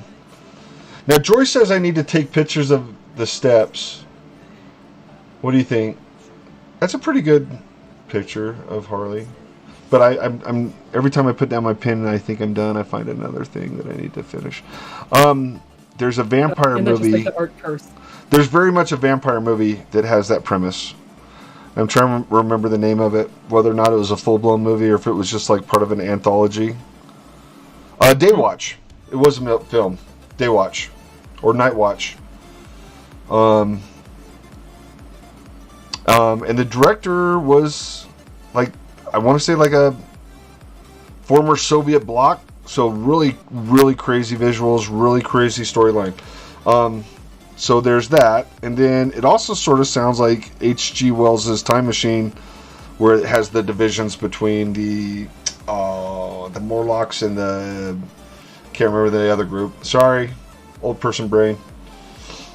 But, gosh, I'm not even close to done. Look, every time I turn and look at this, there's things I've forgotten. But yeah, so the premise is has been done, but it sounds super interesting. At this point, I feel like pretty much every premise has been done. It's just like different takes on it, and like which take you enjoy. Yeah. So. No, I'm doing the same thing with vampires right now. So. Yeah. Everyone's like, "Oh, dude, I know what vampires are." I'm like, "Not my vampires." Like you may know, but get ready for another one. Get ready for it. We're gonna do some crazy, crazy stuff. It's so wild and crazy. And there's another book called The Troop, and this one is by Nick Cutter, and I have heard that this one is rough. Like, it's a body horror book. Body horror? A body horror. I've never heard of this. So it's like a genre, or basically, I'm trying to think of some examples. Okay, this is a horrible example, but Human Centipede would be body horror. Basically, you take the human, you take the human figure. Okay. You distort it like somehow to make it disturbing. I enjoy body horror, but I only like it when it is tastefully done. Like, I don't like body horror for the sake of, let's just do something like gross or disturbing or something to like for the sake of being gross. Yeah. Exactly. So Human Centipede, no, I've never watched it. I never desire to see it. That's my genre of body horror that I do not wish to partake in. Yeah. It's just, there was a podcast. Just gross for being gross. Yeah, I'm like, what's the point? Yeah, exactly. No. You okay? I lost my C3. My cool 3, Copic. I'm ready to start Copicing this thing up. Ready to be done with this. We got all the work done. This is one of the things I love about doing Harley. Like, once I get to this point, I'm almost like, okay, it's over. I know how this is going to play like you kind of go into autopilot. Oh, I found C3. A little bit, yeah. Okay, so here's C3. Where's my C1? Daggone it. Keep going, I'm sorry. I was gonna say, there was this podcast I was listening to. It's called The Magnus Archives. Uh-huh. And I still have not finished it. I don't think I'm ready to finish it because I've heard it's rough. But an example of body horror that I find tasteful, like, you know, at least kind of appealing, was that in one of the episodes, it was talking about this garden where everything was made of flesh. Okay. Everything was made of, like, human body parts. Okay. So, like, the flowers, the, you know, greenery, just everything. Everything was fleshy, human-y to some capacity. I'm like, okay, that is disturbing, but that's what sounds fascinating. Yeah, exactly. Yeah, you're not immediately grossed out by it. Yeah. Yeah, there's like this weird, macabre beauty to it. And it's... That's the body horror that I find fascinating. And apparently this book, the element of body horror in this has to do with, like, there's some kind of like, parasitic infestation that's happening on this island. And you know, it's like a scout troop kind of thing that's out there getting like Boy their camping. Scouts, that wild group of kids. I think they're getting like their camping certification. But yeah, they start to become infected with this parasite that just makes them like ravenously hungry. Okay. And yeah. This sounds like another book. The Girl with All the Gifts. So, anywho, keep going. I have heard of that. I've never seen it, but I've heard of The Girl with All the Gifts. And they turned it into a Netflix show. They did not call it The Girl with All the Gifts, but I don't know why. Sometimes I hate Netflix. You heard what they did with Usagi Yojimbo, right? Where they I think so, no? They called it Samurai Rabbit. And I can hear the marketing people, and I don't know whether or not to trust them. Maybe they're right, but they're like nobody knows what an Usagi is. So I've lost my tweezers. So I'm trying to pull out my Copic with the tip of my illustration pen. I know. I'm talking about Boy Scouts. Adapt, overcome. That's the Marines. But no, that sounds horrifying. But it also, like I said, it's so weird. Like when you start telling me books, I'm like, okay, that sounds like Lord of the Flies meets The Girl with All the Gifts. Exactly. Okay. Yes, it did. The premise that I kind of read over it did remind me of Lord of the Flies. However, okay, the thing that is actually really kind of pushing me away from reading this, even though I want to, apparently there's a scene with a turtle, and it's rough. Like, I think they killed the turtle. I don't know. But, like, am I ready for that? There was an old torture in the Middle East where they would hollow out a turtle shell, and then they would place a person in the back of the turtle shell, and then they would place a weight on top of that person, and then the person basically stewed in their own bodily fluids until they're eaten alive by maggots. Oh. Yeah. Yeah. So maybe, I don't know. That sounds, I don't know. For me, like when I found out that was a real thing, I was like, I don't need people anymore. We're just going to avoid, yeah. But anytime I hear about, like, different torture methods, like, I remember when I heard about this thing where, like, I think you take a wet rag and you, like, push it down someone's esophagus. Just enough to where it starts to, like, kind of become partially digested, and then you pull it back out. No! I'm like, oh, you know what I didn't need? That. Do we really need people? Do we really need them? Are you sure? How long did you want to go in the stream today? I want to finish this, and I am actually really close to being done. This should not. Do you need a jet? Because I can. I can hang around. I was just curious. Yeah, I should be done with this pretty quick. I mean, honestly, this is probably going to take the longest because you just don't want to mess up the face. Sure. But yeah, I mean, for all intents and purposes, this is basically done.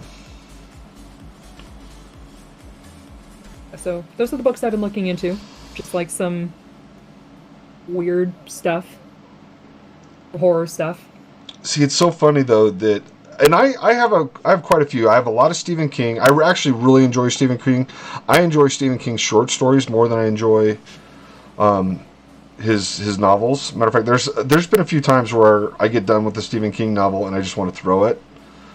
Okay. Apt Pupil is a great example of like me just absolutely hating a novel. But okay, artistically, there aren't too many people that I admire more than Stephen King, because he sits down every day and he's like, I'm going to get this many pages done.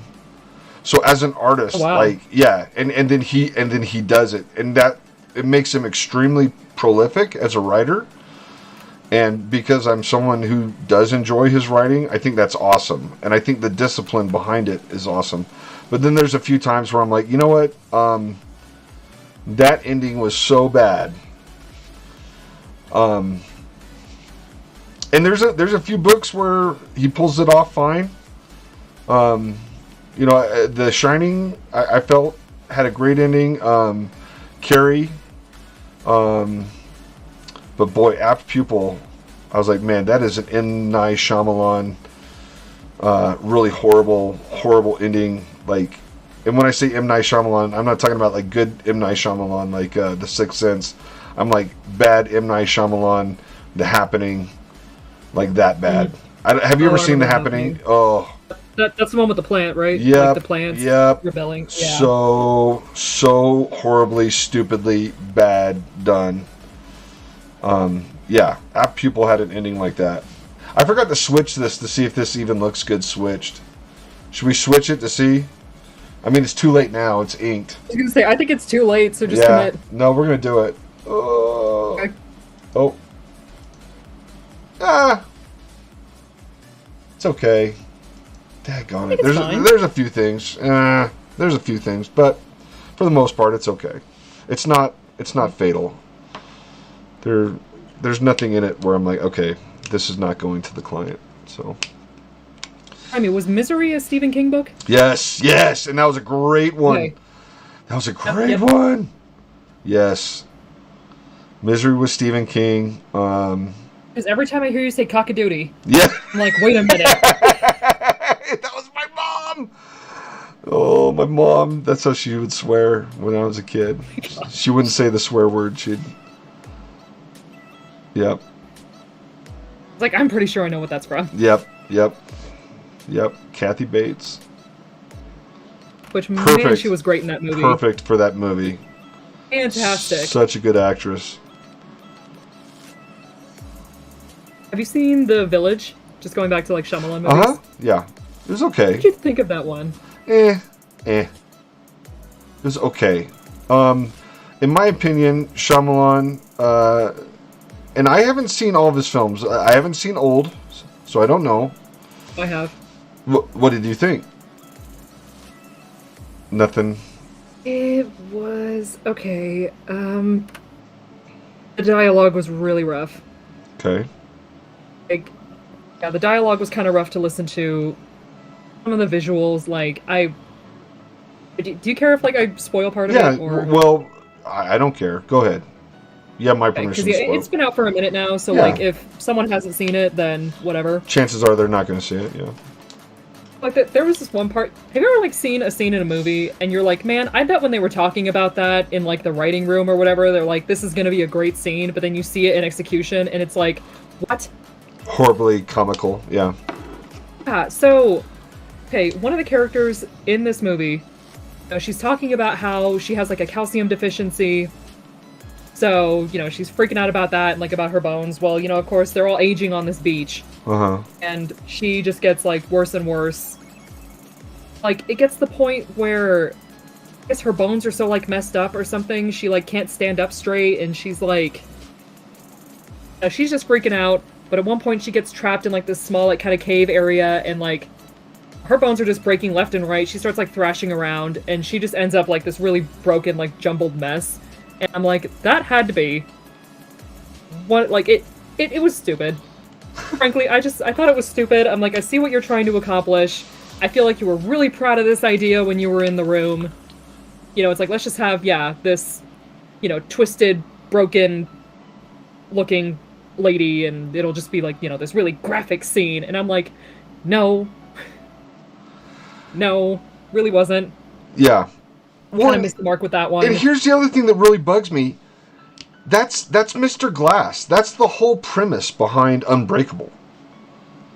Okay. You know, so like if you can't think of a new idea to bring to the table when you've already basically created Mr. Glass, like, I mean, okay, I'm gonna get in trouble for saying this. Have you ever read a Michael Crichton book? I don't think so. Do you know what I'm talking about, though? Jurassic Park, Westworld? Okay, yeah. Okay, so Michael Crichton basically had 2 books. All right, he had Westworld, and he had the Andromeda Strain. And Sphere. But, okay, if you've read one Michael Crichton book, you have read every Michael Crichton book. Oh, okay. I mean, basically, half of his books are something goes wrong at an amusement park, okay? Seriously, like Jurassic Park. It's Westworld where the dinosaurs go crazy. What is Westworld? Okay. Amusement park where the robots go crazy. You know what I mean? Like, it's just... Yeah, it just kind of feels redundant. Exactly. And done and unoriginal and, now don't get me wrong. When other writers get their hands on it and turn it into... I think the first season of Westworld was wonderfully original. But also it basically started stealing from Philip K. Dick. Blade Runner. I mean, have you ever read Do Androids Dream of Electric Sheep? Have you ever read any of those? No. It basically... When I say my media consumption is abysmal, I truly mean it. Yeah, basically what happens is, like, it just begs the question, if something is so realistic that you can't tell the difference between, it being real or fake, then doesn't it have the same inherent value? Shouldn't we treat it inherently the same? Does that make sense? Yeah. So, if you're creating people that are so perfect that you can't tell whether they're a person or a robot, don't they deserve to be treated the same? And that's the inherent question being asked with Blade Runner. But anyway, so a lot of these, and if you look at Westworld, like if you're going to say Westworld stole from anything, it basically stole from Blade Runner, right?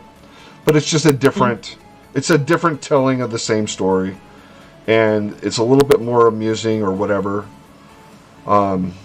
because people are basically hot trash, and then they get their comeuppance. So, anywho, but yeah, sometimes people can put together a combo where it's original or feels original, feels new, and then there's other times where they put it together and it just feels like the same old trope that that's just been done before.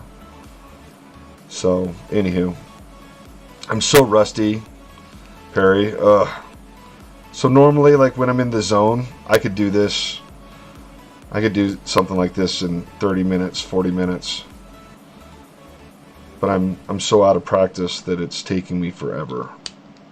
Which is why I just need to start doing comics full time again. Because this is embarrassingly slow. I mean, even with the pages that I'm doing for Jimmy and the pages I'm doing for Death Watch, my production value is crapola. I gotta get back to the point where I'm doing 2 or 3 pages a day. And I don't know how that's gonna happen if I'm not doing 2 or 3 pages a day every day. And you know what, the other thing is, though, I'm getting old too. Maybe that's it. maybe it should just not even have that as a goal because it's not obtainable anymore. I don't know. Jim Lee still looks like he's pretty fast. So, Yeah. I don't know. Plus, I mean, like anything, drawing is something you have to like stay on top of. It's, you know, like a muscle. You have to condition. You have to work. Yep. And if you don't, it'll atrophy. If you don't really give it the time of day that it needs, then yeah, there are consequences. Yeah. And especially after looking at Amber's awesome online class, the imposter syndrome is now super strong with me when it comes to teaching. The first day I learned what imposter syndrome was, mm-hmm. and it changed my life. Because it was almost surreal to suddenly see a term placed to like stuff that I've been feeling my whole life. I was like, wait a minute, you mean to tell me this is like an actual thing? Like there's a name for it, you know? Yeah. I'll say this much though, like one of the cool things about, there are some really good teachers at UVU. Not too many of them are in the art department, but there are some good ones at UVU. I was on this committee, and I'm still on the committee, where we read the grants and we basically, score whether or not we think these grants are, worth government funding. And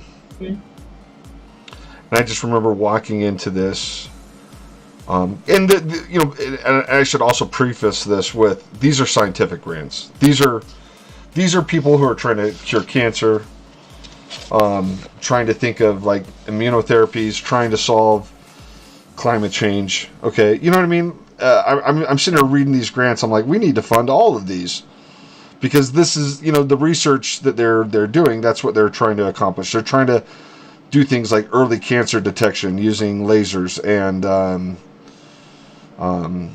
get me wrong, it's not lasers. It's like radial spectrometry. I can't even pronounce it, Alex. That's how. I have to Google radial spectrometry, right? Or something. I have to Google half the words that I'm reading in the grant. But that's what these kids are doing, and I'm just like, okay. Anyway, when I first got on the committee, one of my fellow committee members. Oops, I forgot to draw our diamonds. One of the fellow committee members was like, well, hey, you're in an institution for higher learning. Just approach it like you're learning something new and treat it that way. And I was like, yeah, that's what I'm going to do. Anyway, it's nice to see that there's some people that no matter how old they are or what they're doing, value education and value learning no matter where you're at in life. Mm-hmm. You should never stop learning. You should always, I think that's one of the problems with America is like, okay, you've graduated high school, you've graduated college, you're done. No, that's not how it works. If I can ever get to the point where like I'm one of those older people where it's like I just have money, I just have it, Right. I don't have like any pressing bills or something. I would love to just go to university and just like audit a course. Yeah. Just cause I want to learn something. No. And that's one of the things I told myself. Okay, CJ Killian's on here. Looks awesome. Wish I could hang out longer. You guys are great. Hey, thank you, CJ. Appreciate you and everything you do. I've been getting messages in the chat. For some reason, it's not showing up if people are commenting. Click on the multi-stream. Oh, okay, so I'm on the multi-stream. I can see when people are commenting on YouTube, Facebook, and Twitch. Oh, okay. Yeah. I'm like, if people on Twitch are commenting and I'm not seeing it, I am so sorry. Yeah. So CJ was on Facebook. CJ bid on the Bride of Darius warm-up sketch I did 2 days ago. Oh, yeah. Yeah. I saw that. So, a very good fan, and I'm highly appreciative. Anyway, I just, honestly, with education, I mean, even with what we're doing now, you and Ray are teaching me more about streaming and all this happy stuff than, well, I guess it's sort of mutual. Like I'm teaching you what I know about comics and whatnot, which is not encyclopedic. Okay, I mean, I have some knowledge of some things, but I mean, my heavens, if you're going to learn about comics, you should really buddy up with like Jimmy Palmiotti or Mark Waid, someone who's experienced a lot more than just me. But anyway, I'm better than a hot stick in the eye. How about that? But boy, then you meet some people who are genuinely super intelligent, and they should be running things. And I think Amber Tutwiler is going to be that person for art and design. Sharp, intelligent, well put together, like everything a leader should be. Hardworking. Anyway, I watch people like that and I'm just like, I shouldn't be doing this. And then there's another part of me that says I should be doing this. I just have to learn new things all the time, and that's hard. Kedoes that make sense? Yeah, for sure. Yeah, so don't be intimidated by the edumacation. You just gotta keep learning. It's a lifelong thing. It doesn't stop. It doesn't end. It Honestly, keeps on I never going. really been like, I've always enjoyed school. You know, like I have had some very poor teachers, but like they never really turned me off to the idea of, you know, learning and school and whatnot. Yeah, you just chalked it up to a bad experience. Yeah. Like I've said it before, and I'll say it again. This is how I ended up in honors. Yeah. You know, I was one of those things where it's like, okay, well, take like math for example, or like, you know, if I was in kind of science class, it's like, okay, no, I'm not gonna need most of this for my field, but you know, I'll still try to find something interesting in all of it, because it's like, well, I'm stuck here anyways. It's like, I can either gripe about it and, you know, hate my time here, or I can try to find something interesting in all of this. Right. Chemistry was... I genuinely enjoyed chemistry. I was able to make that class fun and entertaining. I think that would be fun. I would be a horrible... I'd be the student that was trying to, like, figure out crazy stuff like CRISPR or how to cook meth, or you know what I mean. Like I'd be. You don't want to trust me with like. You'd be in the back with your Bunsen burner, and you're like, all right, let's go. Yeah, I'd be like trying to recreate gunpowder or C4, or you know. One of my proudest moments was I was in Chemistry 1010, and I somehow managed to put together this little study group. It was like me, a biology major, and a math major. And, you know, we're working on, what the heck is that? Dimensional analysis, which is basically just like conversions. Mm-hmm. You know? And those two could not figure it out. I did. I remembered something from high school chemistry. I'm sitting there and like, I'm watching them kind of go back and forth, and I'm like, well, actually, if you just do this, you'll figure it out. And I got every problem right, and I sat down so satisfied being the little art major that was able to figure out dimensional analysis. Yes. Yeah. I was like, it's a proud day. See, and I was really good at math. But I hated it. I hate math with a passion. But I was really good at my math scores were like through the roof. I can't read. That's my problem. I can't read. Yeah. It all gets jumbled. So. The only things I genuinely remember hating in math, hated logs. Like, I never understood the point of logarithms. Like, what is this even for? When do you use this? Like, what's a real-life application for a logarithm? Yeah. You know what? That was always annoying. I used to think the same thing about geometry, and then look at spatial. That's all it is. That's all spatial is. So, I don't know. I remember having to do... Go ahead. I was just going to say, but it is so much, though, just the practical application of the knowledge. Like, if someone could say, this is how you're going to use this, you're going to need, like, if someone had gone to me and said, you know what, you need to know how to use this so that you can make really good environmental drawings, I'd have been hooked. Do you know what I mean? Like, oh, this has to do with drafting? Like it's no longer busy work. It's right. like, okay, so there's actually a situation where I can utilize this. Right. Cool. Exactly. And it's something I care about. I had this teacher who made us do proofs, I believe they were called. Yeah. Basically, like, yeah, so we would solve the problem over on one side of the paper, but then on the other side of the paper, we had to go through and write down, like, okay, well, I did this, and logically, this is why this makes sense, and, like, here's why this does this. And I'm like, how do I have to tell you that, like, adding these two numbers equals this? I'm pretty sure it's self-explanatory. Yeah. That kind of drove me nuts, because, yeah, it just felt pointless. Yeah. Yeah. I don't see the reason why I have to prove to you why what I'm doing makes sense. Like, don't you have a degree in this? Got the right answer. Isn't that what matters? Well, like, I'm pretty sure, though, that's how we got to the moon, though. You know what I mean? Like, and there was people doing that in real time. You know, trying to figure out, like, the trajectory of, Gene Charles has liked the stream. Gene, thank you. Thank you. Yeah. Anywho, I'm just saying, there's reasons. But I think that's one of the biggest problems with everything academic is people who are academic, they really do have this snobbish, I'm going to guard the knowledge mentality, as opposed to I want to teach people the knowledge mentality. Yeah. I mean, honestly, when it comes to the psychology of teachers, this is something I learned, and it's so true. There's two types of people. There's people that generally are interested in teaching people, and then there's people who want to have authority over people they view who are inferior. Oh, yeah.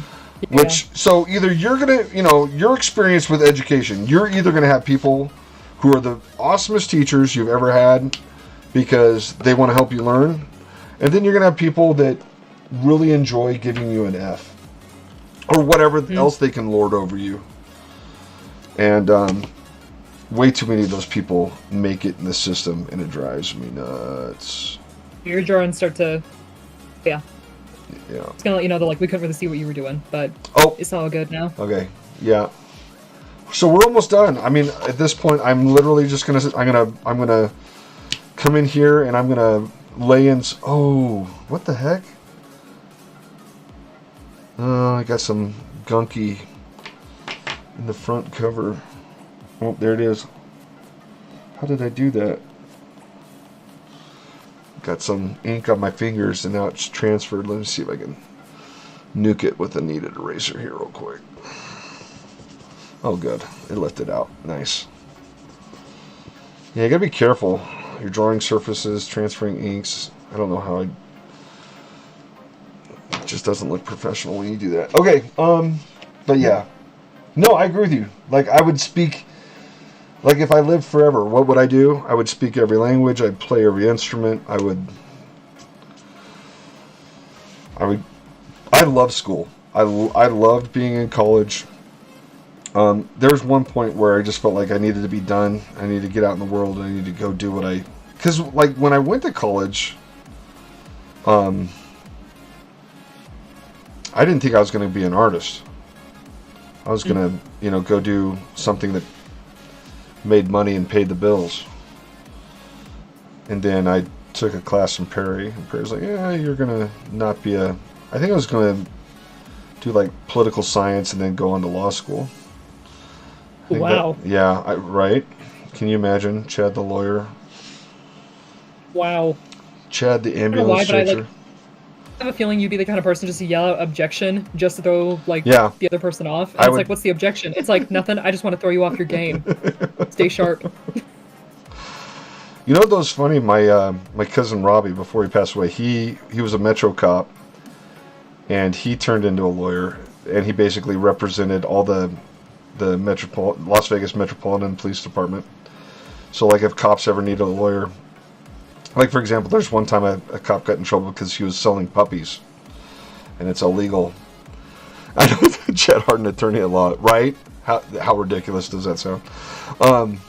So this police officer, be like who is it, Siegfried and Jensen or something? You could show up at FanX. So ridiculous. I think they own FanX now. I really do. I think that's that what would it make is. sense why they were like a featured Yeah, panelist. yeah. They're like, hey, we own this now. What if we did a law panel? What if we taught kids suing people was cool? Oh my gosh. Yeah, Look at all this copyright infringement. I know. I just want to know how to sue. Right, exactly. Do you want to know why your fan art's illegal? Basically. Yeah. Yeah, Harvey Birdman. Oh, where were we going with this, Perry? Help me, my old brain. You were talking about how when you were in college, you were like, "Yeah, I'm not gonna be an artist." You were gonna do that. You were talking about your cousin who was selling like illegal puppies. Yeah, like, so someone who was selling illegal puppies. So his argument was like, because they're like, he broke the law, he deserves the punishment, he deserves to be fired, he deserves to go to jail. And my cousin's argument was like, it's puppies. That was and he won. Hey, sometimes it's those arguments though. Yeah. Like, what else is there more to say? I know, it's puppies. Like, it's not like it's an illegal substance. It's right. not like it, Exactly. It's puppies. And it wasn't even bad puppies, because I guess there's people that make, that do puppy mills. Like, there's a reason for some of the legislation we have. It might sound ridiculous, but there's usually a reason for the legislation. Somewhere. The laws are written for a reason. They might be horrible. They might be badly written. They might have consequences that people don't intend. But usually when they're written for a reason. And anyway... So yeah, that was Robbie's argument. And it's puppies. Case dismissed. That's the type of lawyer I'd be the puppy lawyer. Your Honor. There's some cases that I hear about, like, there are some accounts on TikTok where they just read court transcripts, and it is some of the funniest thing I've ever heard. Yeah. Like, man, would love to be the judge sitting in on that court, like that trial. I don't know. Like, would it be though, or would it just be like, I've lost all faith in humanity? Good night. I'll see you on the other side. I feel like after a while you could get to that point. Yeah. If for a day I could be a judge that sat in on those trials. Yeah. I think that could be really fun. For a day. If that was my day job, like I'm going in every single day and I hear people say like, can't keep getting arrested whenever I get pulled over, and it's like, you have a warrant out. That's why this is happening. Yeah. I'd just be like, are you kidding me?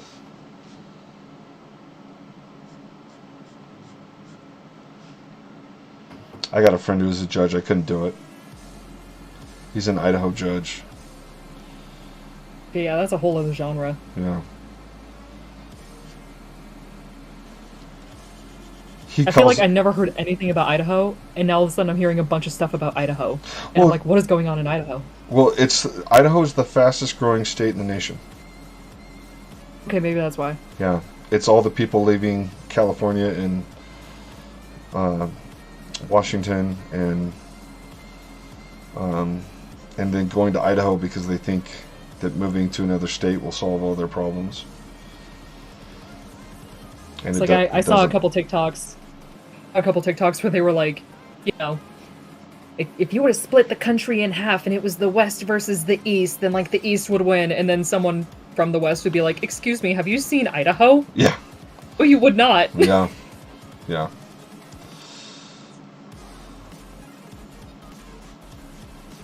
It is beautiful, though. I mean, I remember going the Snake River. Years and years ago. I went there to visit a relative when I was a child. Like, the only thing I remember about Idaho is how significantly underwhelmed I was by, like, the lack of potatoes that I saw. Like, I have been told my whole life. I've been lied to! This place is supposed to be riddled with potatoes. Let's see. Langston Davida. Oh, that's a robot. We're not going to dignify the robot with a response.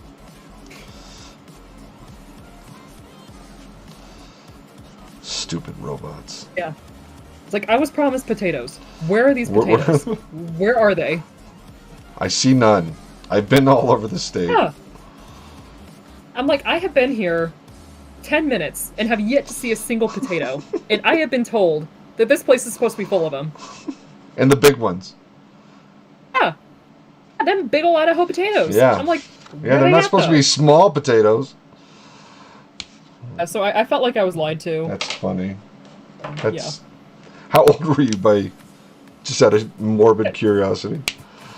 I feel like I was an age where like should not have been as disappointed as I was, but I was still young enough to not have a lot of life experience. I was probably like 12 or something. No, I don't know. That is still a child. 12 is still a child. I grew up really quickly though. That's okay. I feel like I'm in my 40s, even though I am in my 20s. There's different levels of maturity. You are a very mature person. You are a very mature person. There's different levels. There's certain people that are 70 that will never act like an adult. I have some of those in my family. Some closer than others. They're like, I was talking to.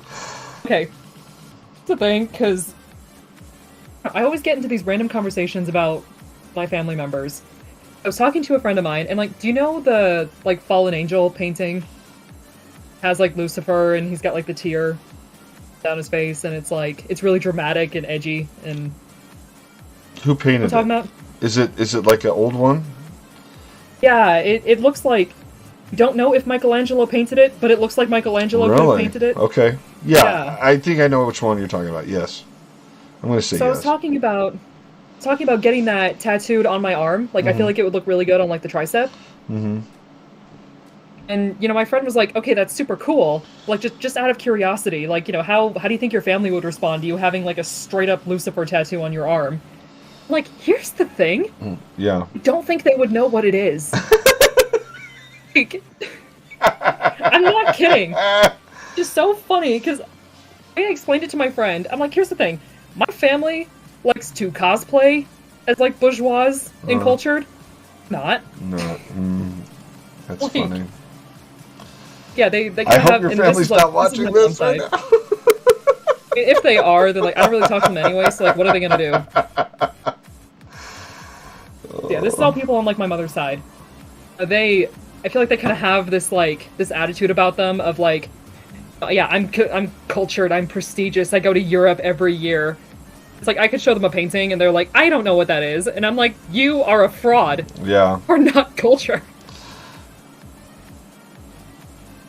Like, I swear. So. Well, see, yeah, they're a very interesting bunch. You know, my we're very low-key, low-brow on the Harden side. We're very laid back. We're not... And honestly, I think that just about anybody that comes over... I mean...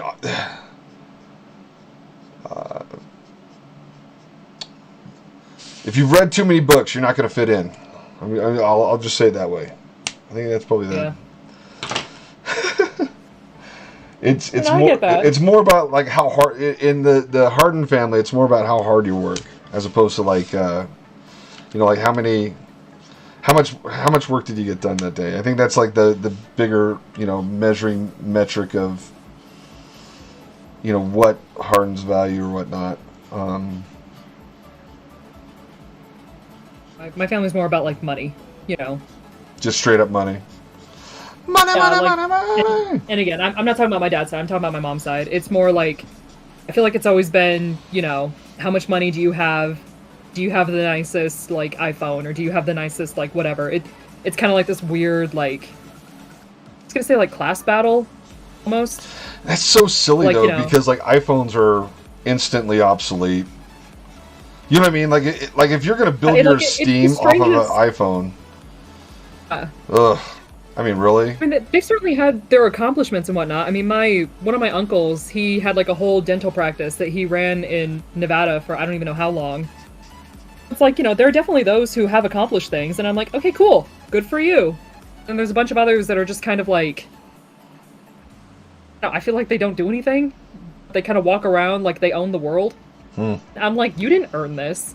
Like, sit down. You are rocking the boat. The boat that you say is yours. You did not build.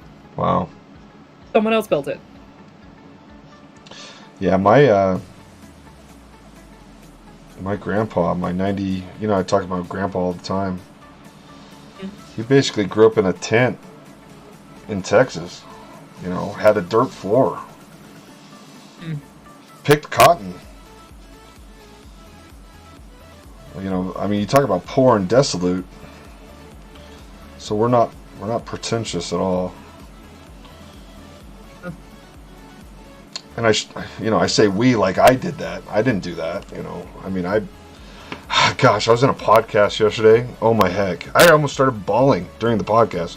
Like we were talking about Christmas past and things like that. And just, holidays and whatnot.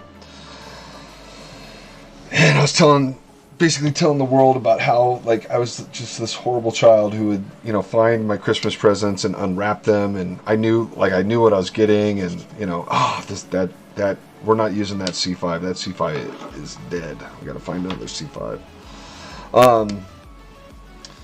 And then get on this podcast and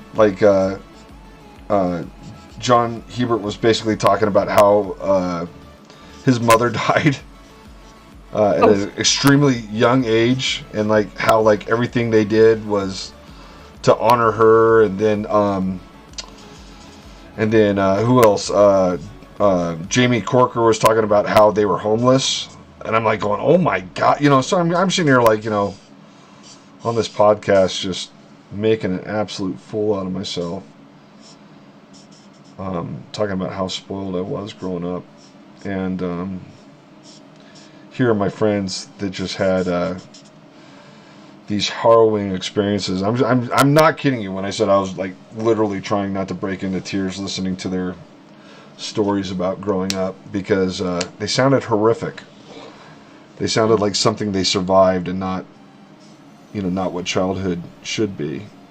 But you know what? They did survive, and they are doing well. So maybe that's the way I should look at it. I don't know, but yeah. I'm sitting here listening, like I just wish I had kept my mouth shut. Because I'm like, yeah, I used to unwrap my presents, and I'd ride my bike around the neighborhood, before Christmas Day. Like I'd find the bike or whatever, take it out for a spin while the parents were out shopping or working or whatever. And then you have friends and they're like, yeah, my mom died on Christmas. You're like, I'm a jerk. But anywho, just be lucky. Be thankful for what you got. And as bad as things are, there's people that have it worse than you. For sure. I think we're about done with this, Perry. Can you spot things? What am I missing? Oh, I gotta give the present a color. Should probably make it a different color. You can just have an unfinished present. Yeah. I think what's a good? Yeah, are you saying you don't want to do black and white? Yeah, probably shouldn't do black and white. But yeah, we need to think about finishing this thing up. Think of what would look good with this, because I don't know. You could always do Joker colors. The present, purple and green. Purple and green. They're colors that I have in Copic, so that works. Yeah, that's an option. I feel like that kind of, it fits within the universe, and it's something you see Harley with often. So I don't think it would look too out of place. Yeah, I think it'd be fun. That's a good idea. I'm getting addicted to these little happy music soundtracks that play while we talk. They're so happy. It's like I have no idea why, but I can never hear the music. I know it's there. You really can't hear it? Ever since I started using my headphones, because I used to just talk to my computer, but I've started wearing headphones when we do this because I think it kind of helps with sound around me. It's it reminds me of the theme song to Mario Brothers on the Game Boy. Oh, that is happy. Yeah. So these little happy, dancey tunes. Oh, I also got to finish her mouth. You're gonna give her. She has red lipstick, doesn't she? Yeah. Typically. Yeah. Well, that's what I thought. Actually, sometimes it's black. So I usually try and do a dark red, a very dark red. Okay.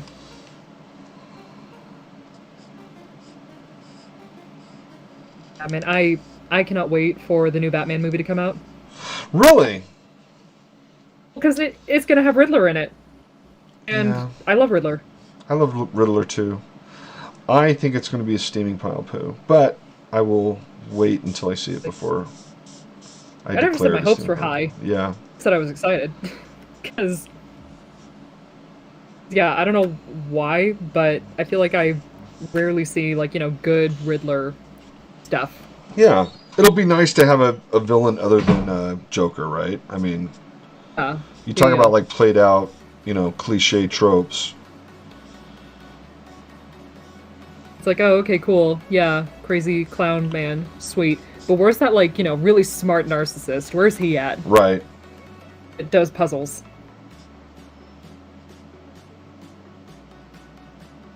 I remember when my brother was younger, I had the system where, like, he would play video games, but I would kind of figure out how to solve them, and then I would just tell him what to do.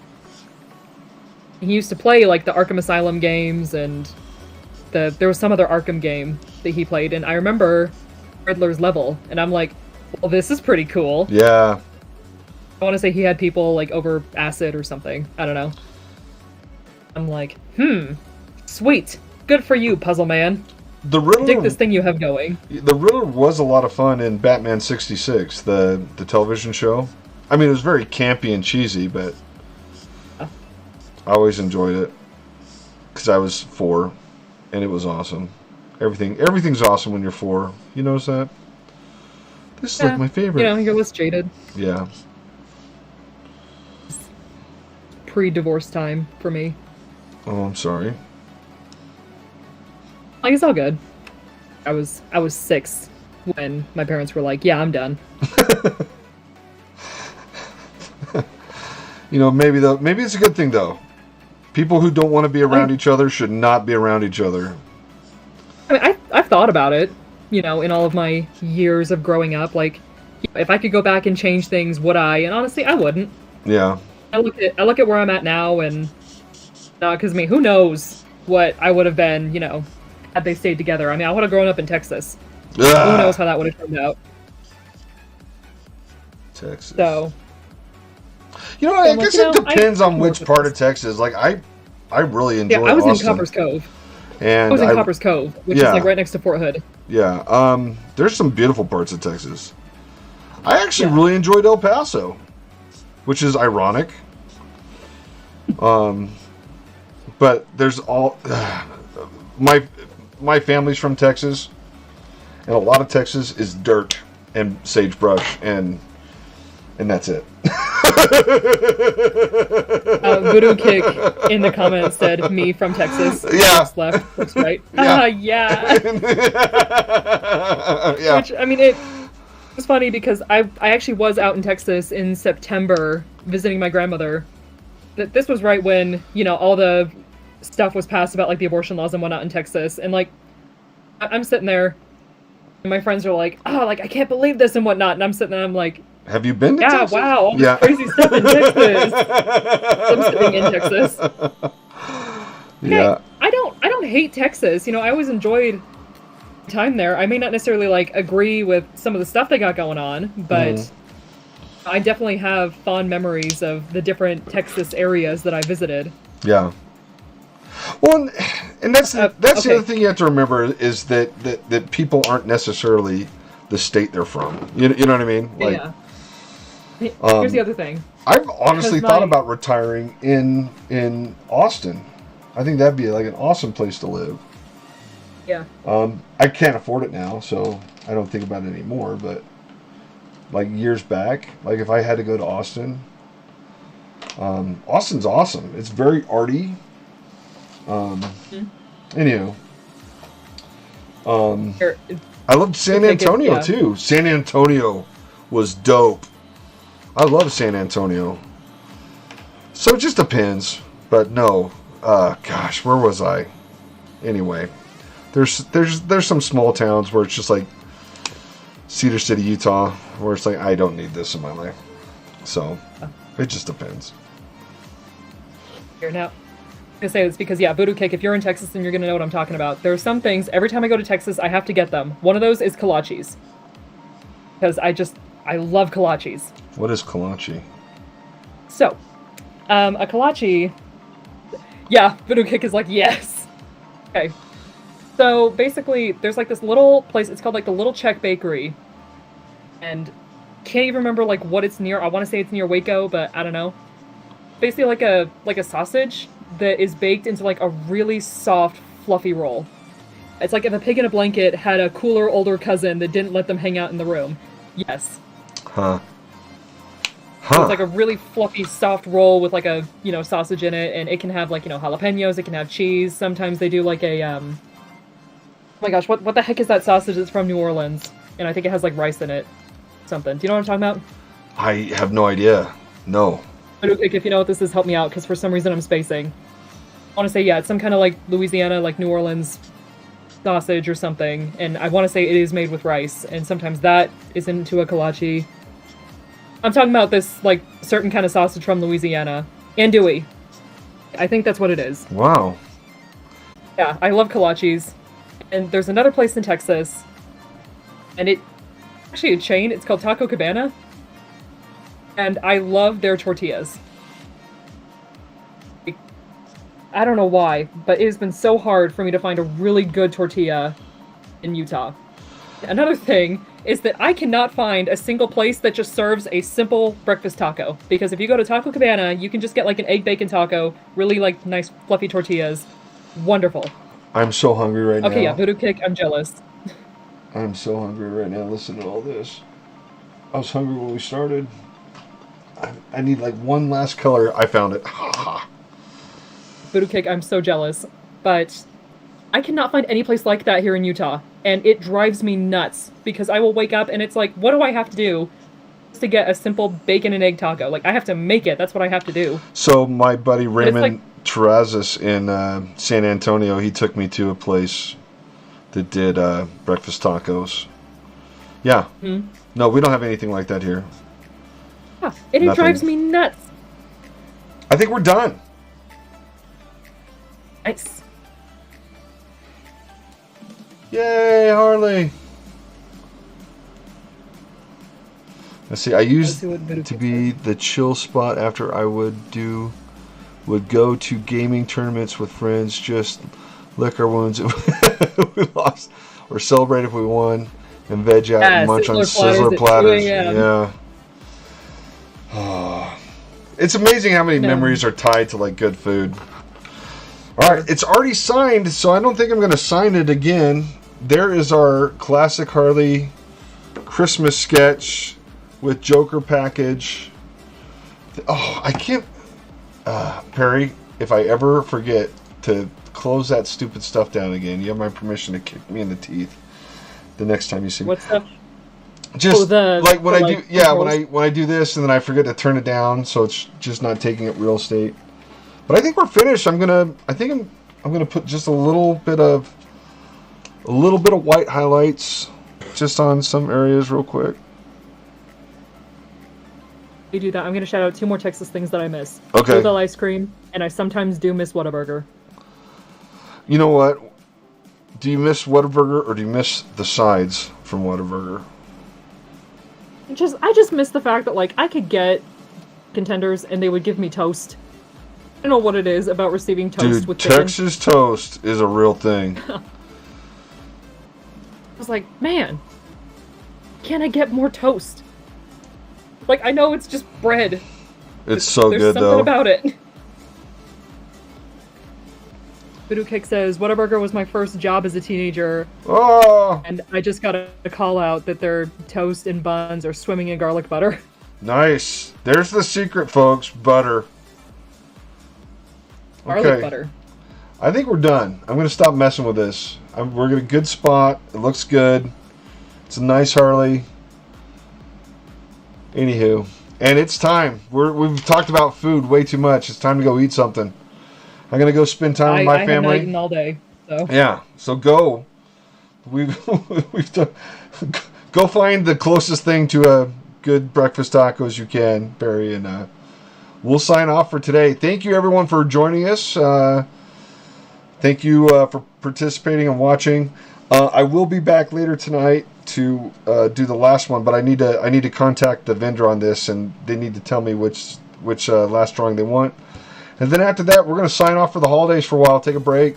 But thank you for being here.